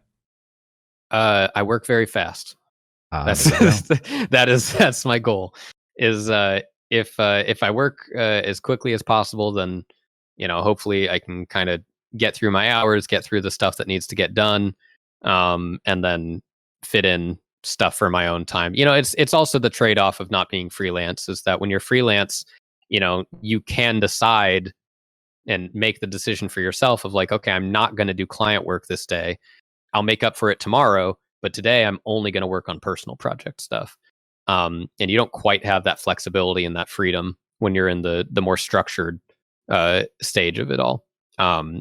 And so it's hard to say. I feel like it's no matter what, it's like a give and take, and it's personal preference. So it was very hard for me to get over that hurdle, though, of not having the freedom of making that decision of like, well, I want to work on this stuff right now, so why can't I just do that? Because I worked freelance for so long. But yeah, it's people's preferences and what they end up wanting. Personally, right now, I like the structure. But yeah.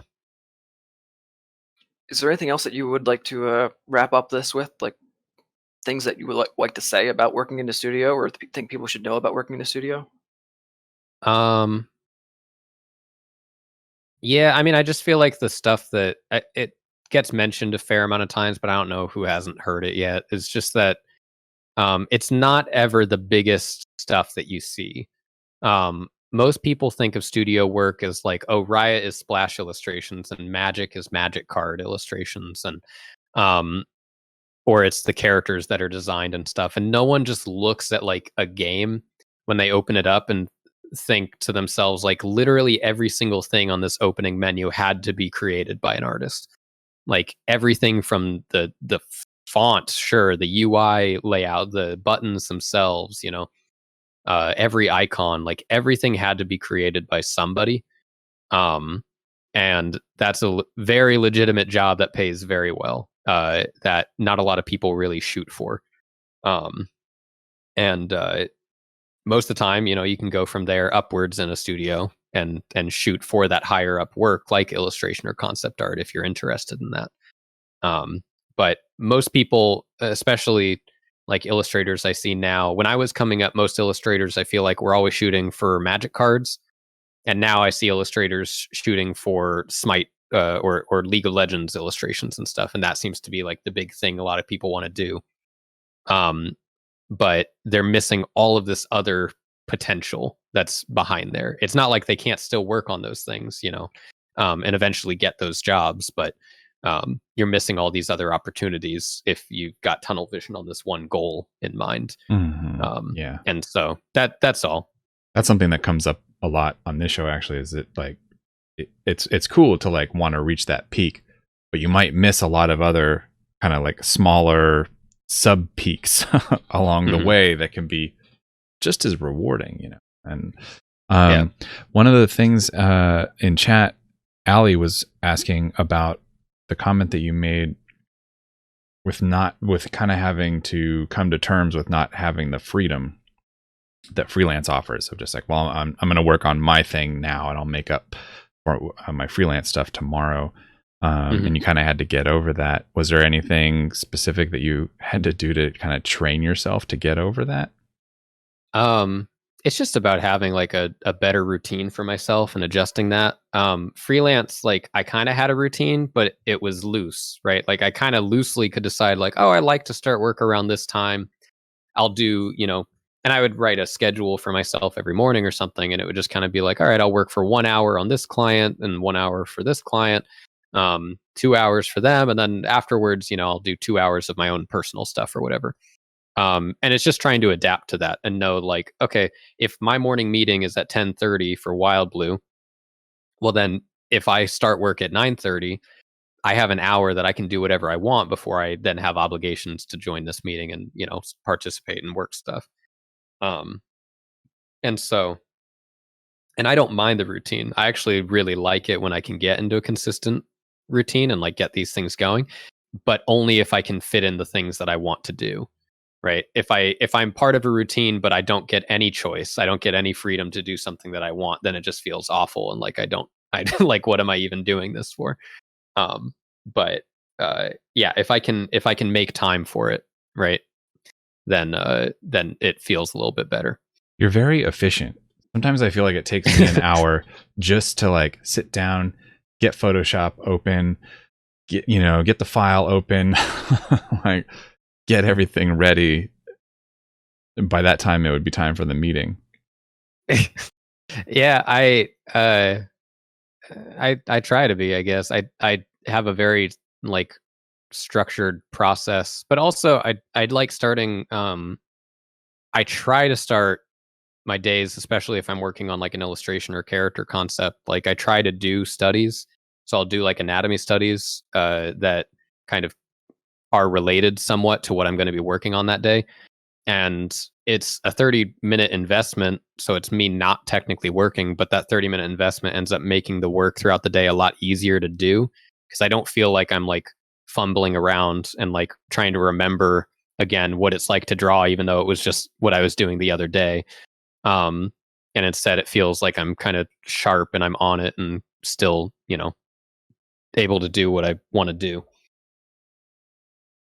So that's helped me, but I don't know. Well, let's switch gears and start talking about your game. That's I don't want us to run out of time before we talk about one of the most important pieces of all this. I told you I could talk a lot. Well, the feedback has been positive in chat, so they enjoy your storytelling so far. Oh, great. So what drove you to, things are going well for you, so what drove you to start to make your own game? Like, was it just for fun? Ruin your life? It's because things were going well for me. I had to have some negativity. I had to have something beating me down every day. No, I made the realization right after I became full-time in freelance, because again, it's that thing we were talking about with tunnel vision for goals, is that when you have that tunnel vision for goals, once you reach that goal, your whole world kind of shatters and crumbles around you, because the thing that you were striving for so long, now you have it, and you have to completely like warp your brain and figure out like, well, what do I do now? Like, what's the next thing? And is the next thing worth it? Because I'm feeling the feeling I feel right now for accomplishing this goal. Will I feel that again? Do I just want to feel this over and over again? And so it was when I became full-time in freelance, I was working like 12 and 14-hour days, just churning out Pathfinder illustrations. And I was like, this fucking sucks. Like, I don't want to do this shit. And so in my spare time, I was stuck in my office, and I just decided, like, I really want to make games. Like, I'd wanted to make games for a little bit, but always kind of thought I needed a programmer and I needed this other team of people if I was going to make video games. And I kind of told myself, or decided, like, if I make a board game, I can just make that myself.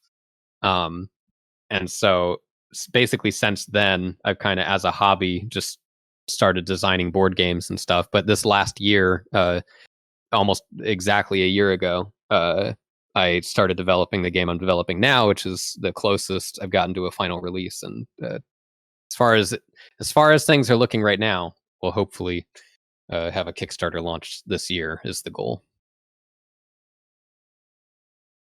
So do you anticipate this being a source of revenue for you, or is this like an output of a creative expression of yourself? Man, I don't see myself as a very creative person.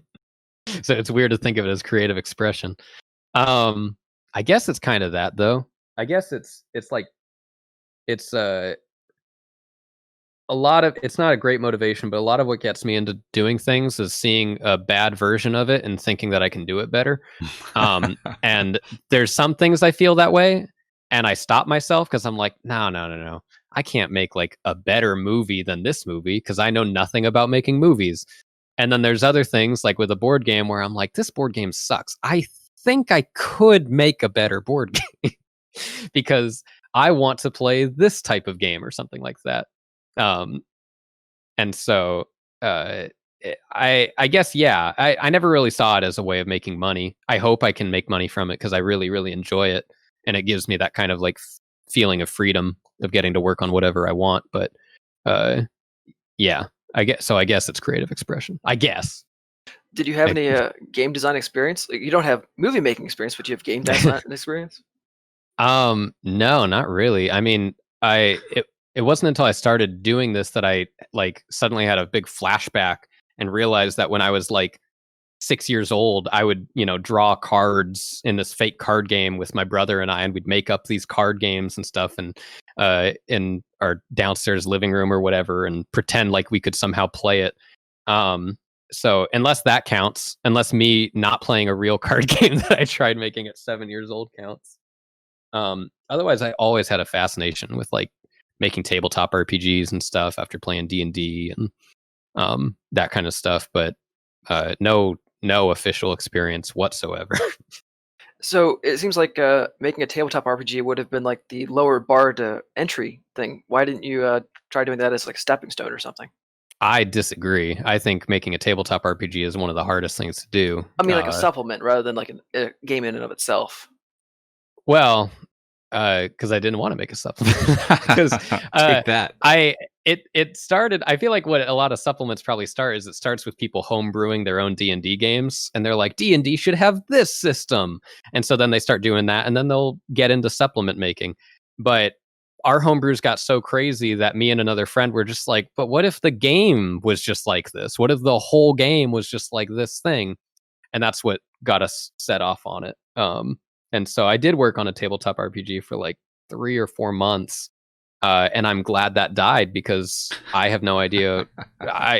There's so many things I started and stopped on, and I look back and I'm like, thank God I didn't do that because I was an idiot. I did not know what I was doing at all, and I'm sure I'm going to have that same feeling a year from now when I look back on the game I'm working on now.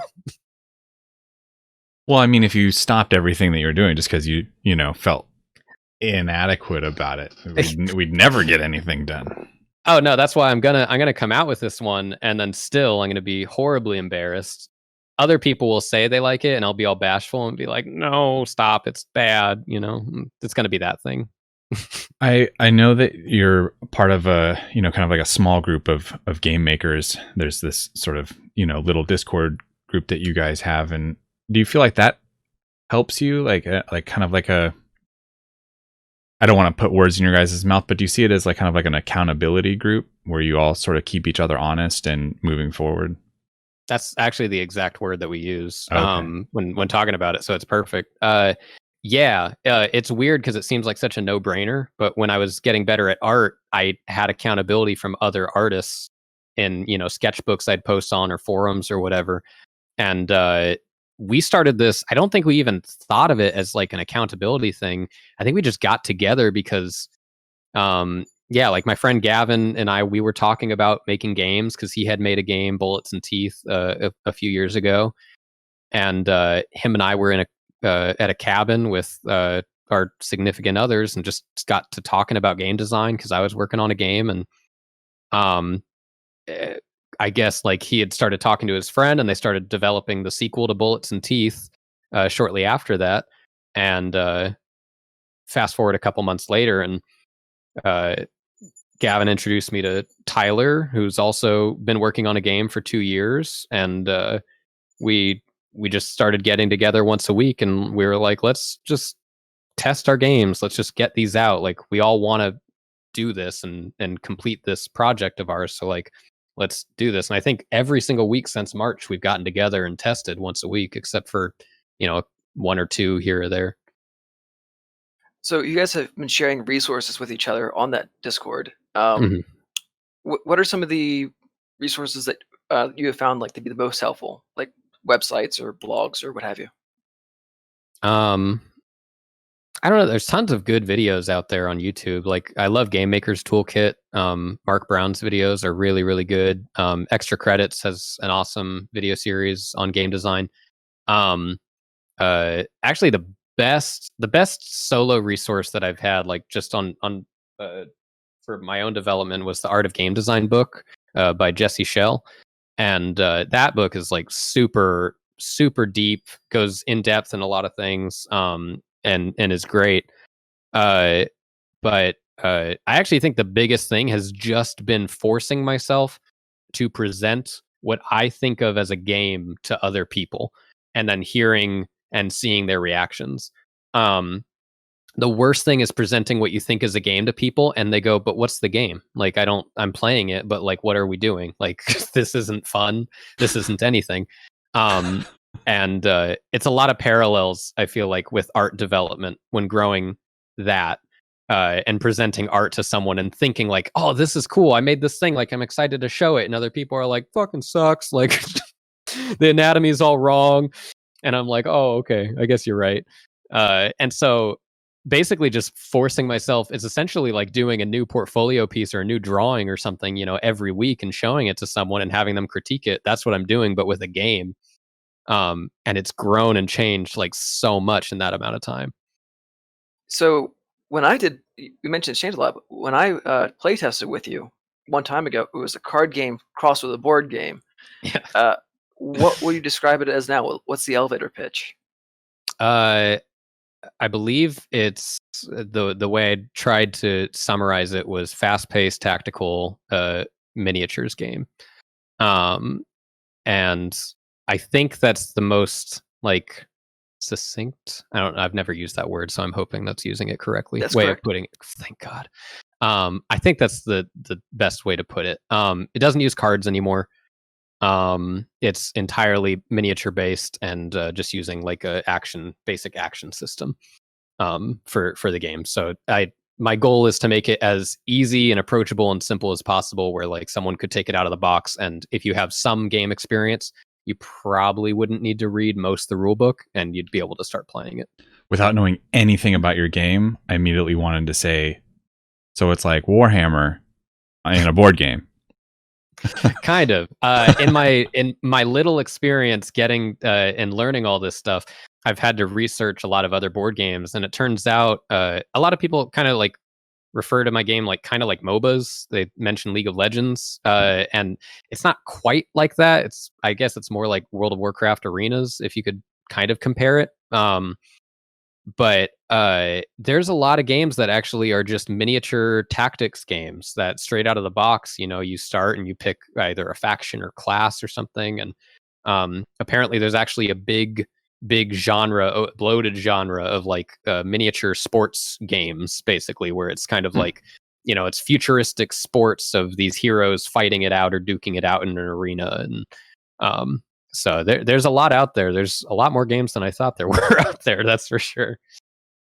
So I know from my experience when I was doing indie game design, and even before then with Project Spark, that people would bite off a lot more they can chew when it comes to making a game, whether it's a video game or a board game. Mm-hmm. How did you manage the scope of the game to be something that you yourself could handle? Well, I thought it was going to be a much smaller game than it ended up becoming. Then it became a huge game, and now it's back down to a somewhat smaller game. But really, because of all the projects I've done in the past, I just kind of told myself like, whatever it is, I'll do it. Like, it's not a tabletop RPG, so thank God for that. Like, if it were that, I don't think I'd be able to do all the work that goes into it. But I just kind of decided like I'm gonna go for what is a more fun game and not worry as much about the art requirements and art assets. I have to worry about production costs. So like amount of miniatures, complexity of miniatures, whether they're painted or not, stuff like that needs to go into consideration. But otherwise, yeah, I just tried not to think about that and make the most fun game. And luckily, the more fun game did not involve individual cards with unique illustration. So thank God for that. When you said that it started growing much larger than you initially anticipated, did you have to like kill some darlings in order to scale it back? Or did you see it coming and then be like, whoa, back off from that. Got to make it small again. Basically, I started the game in a not great place, and I think it's just purely out of inexperience. I didn't know what I wanted the game's core mechanics to play like. I didn't know why I was excited about designing this type of game. And I thought for a long time that it was the win condition of the game. And then I realized that I actually just love playing games like Overwatch or Super Smash Bros. Or I'm not a big League player, but like the thing I love most are like the champions that you get to play and the characters and the different ways you can play the same kind of game depending on the character you're playing. And so that's when I was like, oh, that's just what I want to design. Like I want like a system where I can let these characters shine through in the gameplay. So then I then just had to scrap my entire win condition that was in the game for like, I think since the beginning of it. And that was like 6 months into development. And then there was another 1 to 2 months of figuring out what it was going to be replaced with in order to make these characters really like flourish and shine correctly in the game design. And I think it's in a pretty good place now, but we'll see in the next couple months. What was the driving force for deciding how the game was going to play? Do you look for what the audience would like, or was this purely driven on what Forrest cared about? It's just what's fun. I realized when after enough tests that like it either ended in frustration, it ended abruptly, and it just felt weird. I opened up that Art of Game Design book, which I'd read at that point, but I just wanted a refresher course, and kind of looked at the author goes over interest curves and uses it in an example of being like an entertainer. Like if you're an entertainer on stage, or even it goes into movies as well, is like you kind of start, with that big explosion, right, of excitement. And then you kind of have these little escalating hills, and then there's a grand finale. And then hopefully people leave like kind of wanting a little bit more, like slightly more excited than when they came in, but not like as excited as the grand finale, because that's just not reasonable. And I drew the interest curve out of my game and how it played. And there was a little bump, that's basically choosing your character in the beginning, which I consider is the hook of the game. So a little bump, and then it just slowly increases. Like it's like a single small little hill, and it's not even that great of a hill that goes upwards in excitement. And so I just was like, I need to find out, like, how do I get those bumps? How do I get those moments of excitement where people are seeing the game changing and they care about it and they're invested in it? Did you do any research into other similar games? Yeah, I've looked at a lot. Brutality, Super Fantasy Brawl, are some recent ones. Aristea is one I looked at recently. I was just recommended Rum and Bones. It's like a pirate MOBA board game. I haven't played any of these because I don't know who would play them with me. But looking at a lot of videos and how to play and the gameplay mechanics that they use and stuff, and it's funny seeing a lot of games that I didn't know about, and looking at like where that game developed and seeing like, oh, they kind of had the same thought that I had, but they went like this direction with it, or they're doing it this way or something. And it's very interesting. There's one resource that I want to suggest. You might have already heard me tell you about it, but it's Quantic Foundry.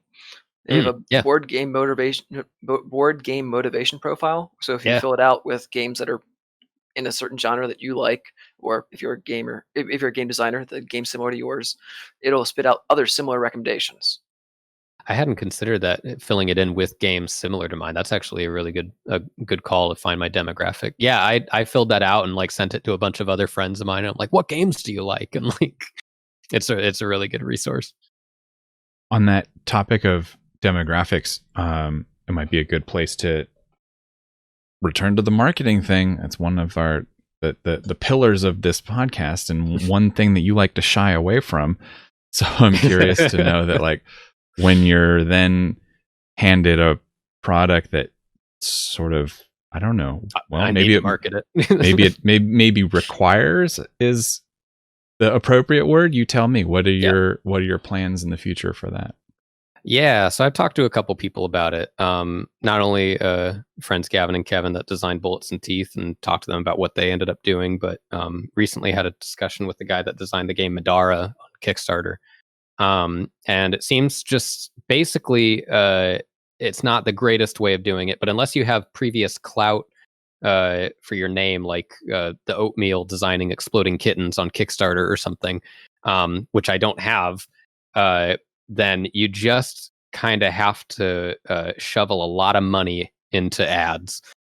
Seems to be the consistent thing that I've heard from people is that it differs as far as like what ads that you should invest in, depending on people that are on Facebook and what they're interested in, or people on Twitter or Instagram or whatever. But that's right now, that's kind of my plan. And then to offer a free version of the game on Tabletop Simulator so that people can test it if they'd like.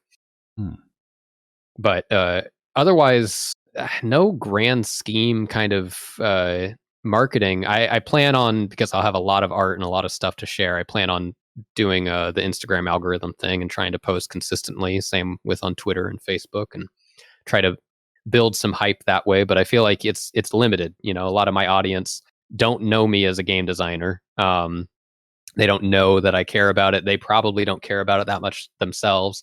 I imagine some people will want to probably purchase a game I make just because they like my art, or they like me or something and want to support me. But I'm going to need a much larger group of people if it's going to successfully fund. Is it just a time thing that keeps you away from like streaming more and kind of generating a little bit more groundswell in that way? Yeah. Streaming, I work really slow when I stream because I talk so much. So I like get almost nothing done well on stream.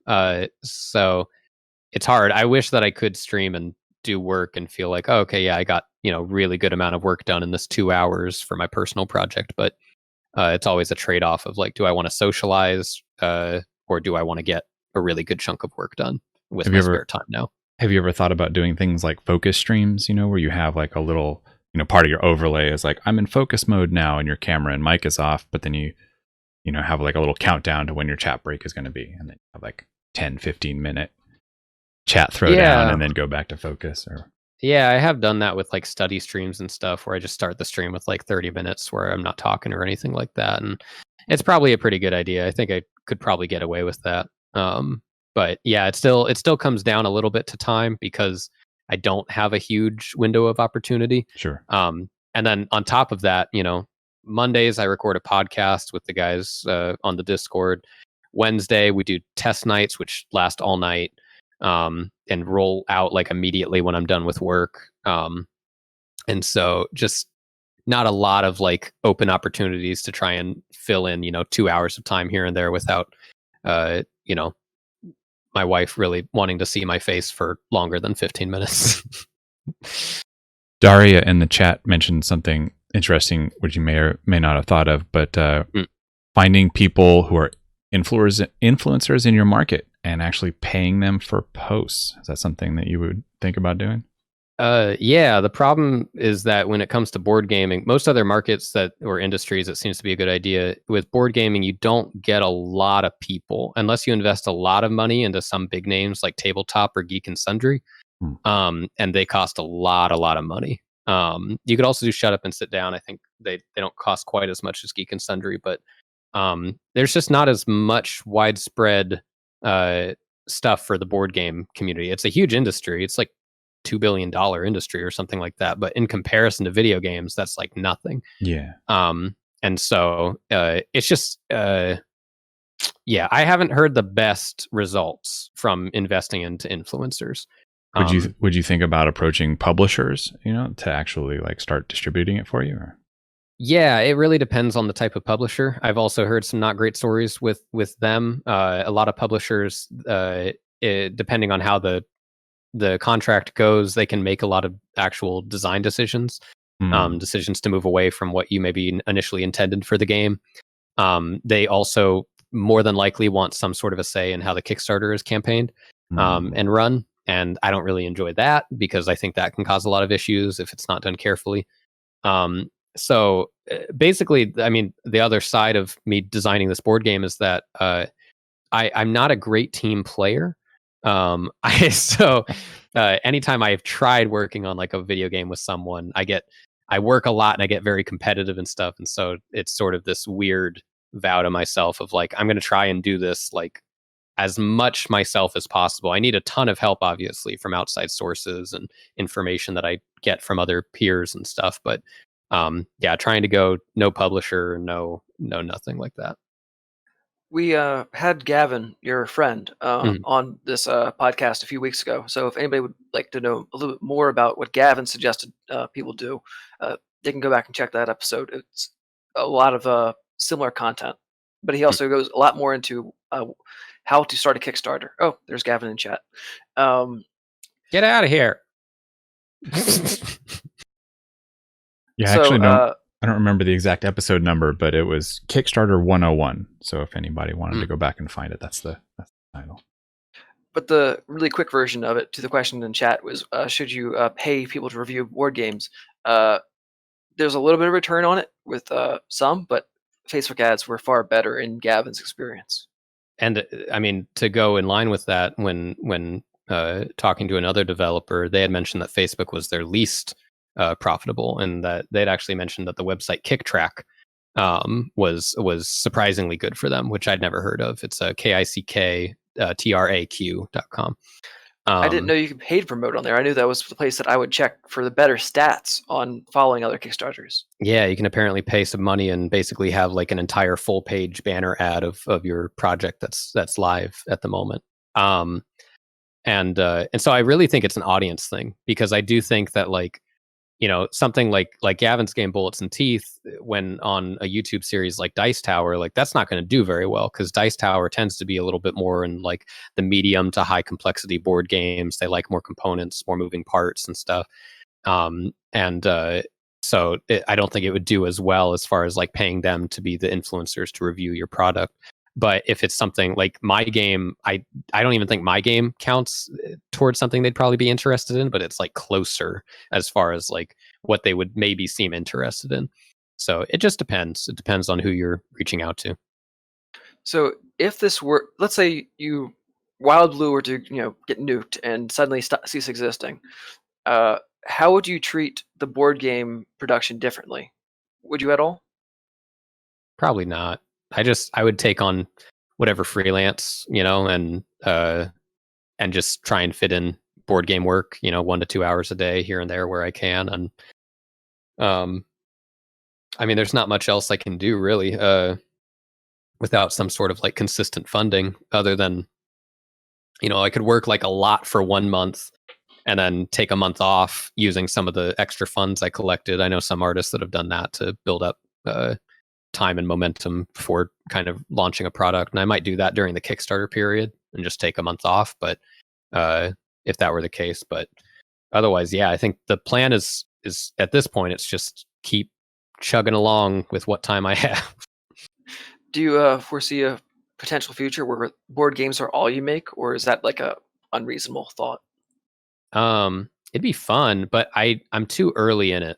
Like I'm still kind of in the I've worked a lot in the game design aspect now and gotten to see the exciting parts of that and like the really not exciting parts in that. But I have no idea what kind of a beast production is going to be like. I have no idea what marketing is going to be like. And then distribution is a whole other thing. And so until I'm through the full gauntlet, of what could happen and what it's really like to be a solo creator and solo developer of this, is like, it's too early to tell. It sounds fun from an inexperienced viewpoint. Are you having fun? Yeah, I think so. The least fun thing is my inexperience. I think that is probably it. Is the least fun thing, in the same way with art, is if you're looking at an illustration and it's not good, but you don't know why. Eventually you just get better at seeing what the problem is slowly over time. I'm gonna steal Joby's line and say we have to have you on later in the future when you've gone through all of this and we didn't find out what shook loose. Yeah, you'll see me. I'll look more gaunt. My hair will be gone, more grayed. It'll be perfect. I'm excited. So basically, you say you look like me with But touch without of the gray. beard. Yeah, at least you've got the beard to balance out. If you crossed you and me, then we would have Forrest. There you go. Perfect. So where should we be following you, or where can someone follow you for more information on your board game? Because I know it's on the Discord group, but is it anywhere else? No, I'm trying to go the route of don't tell anyone about this thing. At least keep it to as minimal of discussion as possible. Just be very vague. I'm working on something, working on a game. That's it. Yeah, I don't think I've made any major. Maybe I've tweeted about it once, but that's it really. But I will, when the time comes, it'll just be Twitter, Facebook, Instagram, anywhere you can find me. I'll be posting it all over. I'll be posting the art that I do for it on my art station, and but it's probably going to come in one big chunk. So your Discord server is open to the public, Mhm. and people could go in there, and if they were like super fans of yours, follow along there, right? Yeah, I think everything is totally open as far as I know. So anything that we post and the game makers section, if I post some update on my game, I think it's visible to people. Otherwise, just the general game makers is open. So anything we talk about in there, share in there, is open to people. And if somebody were interested in making their own game, they could join the server and get the game maker role and participate in the playtest as well. Absolutely. Yeah. So far, it's still a relatively small group of game developers, but since starting, I think we've gotten 3 or 4 people that have come in and showcased their own games, and we've tested it. And we have a weekly sign up sheet, and it's totally open. So if you come in and you're interested in either playing, talking about it, testing your own game, whatever, it's free to whoever's interested in it. Jibby, do you have any questions before we wrap this portion up and go to the questions that we didn't get to earlier? Well, that's what I was going to say. I was going to just mention that, there was a couple that we had on hand. One of them goes back to the beginning when you mentioned that you no longer view the progression in linear terms, in terms of moving from Paizo to D&D to Magic. And it was Sam Peterson that asked this question, and he was curious. Like Sam. He's good people. Definitely good. Shout out Sam Peterson. And he was curious if you would be willing to expand on that a little bit. Like, how has that changed? And how do you view it now? It's more of like a means to an end, right? Is like when I got work with Magic, it was like the most triumphant moment I think I've ever felt. It was so insane, and it's great. And it's a great moment to strive for. But now if I get asked to do a Magic card, I'm like, like I don't know if I will this time, and that feeling, I think, and that's me, I think some people can get really stoked and like really want to work on that IP some more and get really involved. And a lot of people just have an entire career of being a Magic artist. But for me, it's like I knew once I started working with them, even if I worked with them like consistently for years, with them as a client, they were still just a client to me. They were still just my income and what I need in order to pay my rent or pay my mortgage or whatever it is. I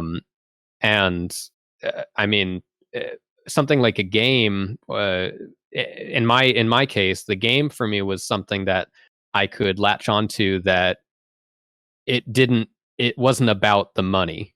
It was just about something I wanted to do.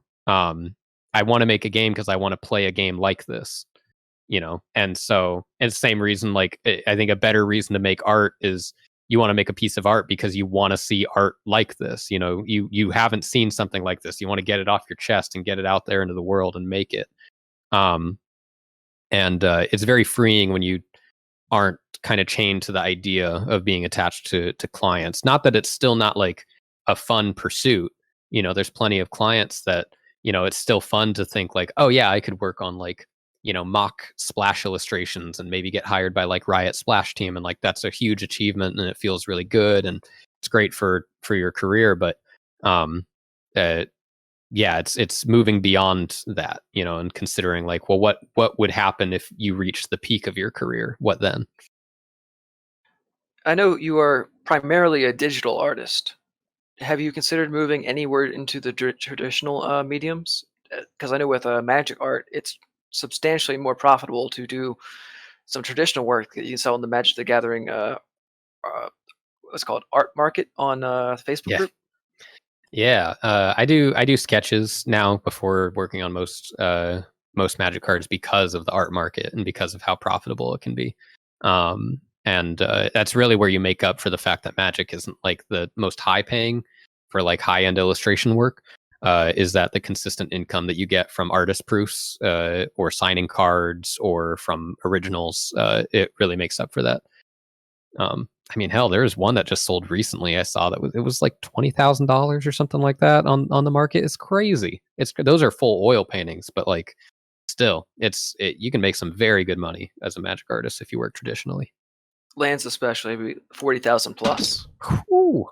Oh, yeah, that's good money.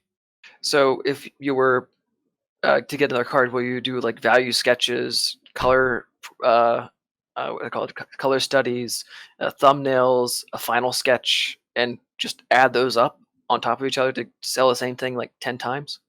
I mean, it's weird. It's like I tend, because I'm so go, and my main focus is on like my personal projects. I tend not to think about like the ideal way of capitalizing on something, even though I probably should if I want to make more money from it.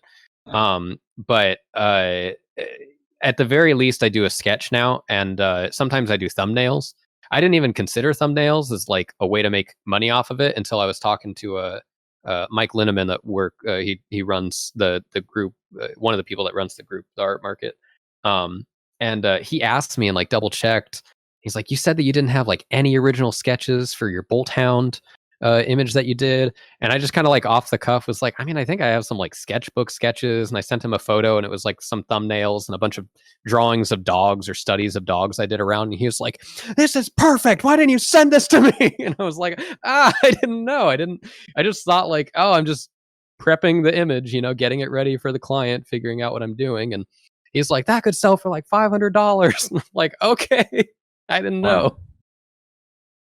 Yeah, so it's like yeah. $500, like 200 to 500, maybe even 1,500 for a sketch, and you can get slightly less for the thumbnails, slightly less for the color studies, and slightly less for the value studies if someone wanted to go that route. Yeah, depending on the value of the card too. If the card is really rare, or a really sought after card, then yeah, it becomes even exponentially more valuable. And I do have one more question.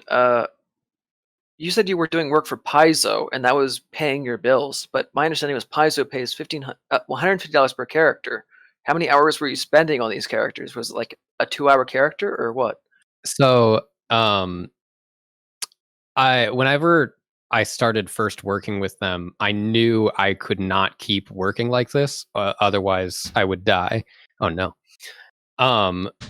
But so I knew I couldn't keep working like this. Otherwise, I knew that I was probably literally going to die if I kept that pace up.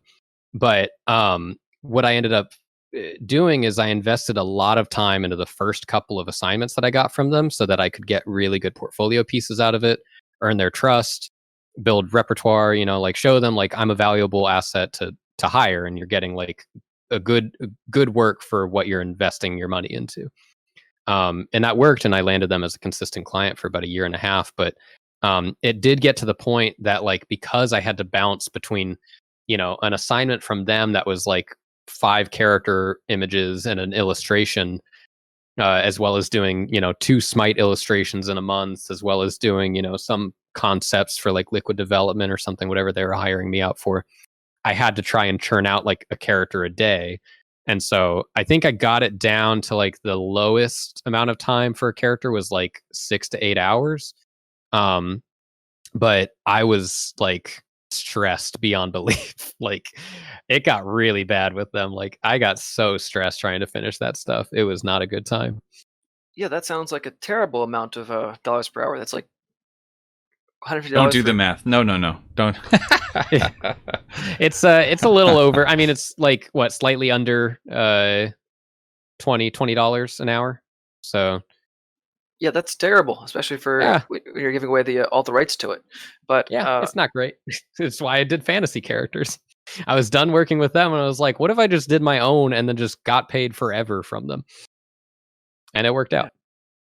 I'm just shocked that you were able to make a living at all doing that, because that seems like you would have ruined your arm and your career forever doing it that much Yeah, work for that I little money. tried not to think about if I got an arm injury. Luckily, I was very, very lucky in that I never got any sort of shoulder issues or wrist issues or anything. This is If, also when you were much younger, right? Because you're like what, like 21 now, and No, I'm 20. I wish I was 21 still. I'm 26 now. I think I'm 26. But that's and at the in seriousness though, you were a bit younger, so probably that helped a Right, little bit. yeah.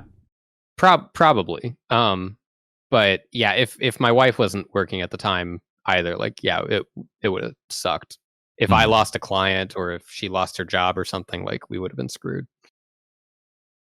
Fair enough. Or- Fair enough. Was there anything else you wanted to touch on before we start wrapping up?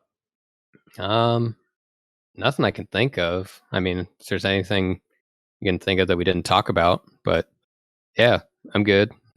All right. So before Joby does his normal question, I want to pose to you anything you want to shout out about your own work, or where people can find you, what you want people to know about you, that sort of thing. You can find me on Twitter and Facebook and Instagram and ArtStation and probably everywhere else. YouTube as well. You just type my name in and I'll show up probably. This is where my skills in marketing come into play. Otherwise, I'm working on a game that I probably will not be able to show or talk about to great lengths for months. So hang tight. Occasionally, I'll post a doodle, maybe, or a quippy thought, as a tweet, and then I'll get embarrassed and delete it later. And you do stream sometimes, which are about as amusing as this podcast, maybe That is more right. so. I do stream almost once every 3 months, which is really good timing. It's very consistent. Great schedule that I keep. So yeah, if you like to see inconsistent pop-ups of notifications of what I'm doing, I'm the person to follow.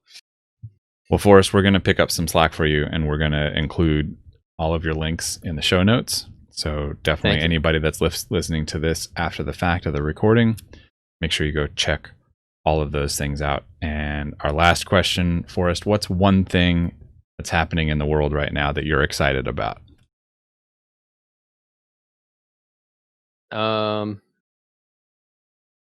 This is always the I one don't that stumps know. people. Yeah, this is the stumper. We should start including it in all the questions that we send them beforehand. To get real, I'm very happy to see progress in a vaccine for COVID, because one thing, I mean, obviously for the amazing, reasons of how it will help other people out there, but as a selfish reason, it's very hard trying to develop a board game when you don't have people to play with, and you can't see your friends as consistently as you'd like.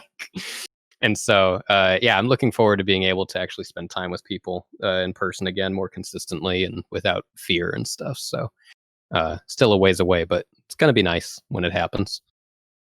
Well, that got a standing ovation in chat. So kudos for that. Great. Well, Forrest, man, this has been a whirlwind. I'm stoked on how much we covered. It's really exciting to talk to you about all the things that you're doing, and Moose is absolutely correct. I say it a lot, but I really mean it. We got to have you back on and catch up with you on all of these things in the future. Yeah. And so thank you so much for your time, man. I know you're super busy, and it really means a lot that you took the time for us today. Well, I'm still on vacation as of tonight at midnight, and tomorrow I start work again. So you caught me at a perfect time. But There we go. Really, it was great talking to you guys. It was very nice. All right, man. Well, I'm gonna wave goodbye and then hit the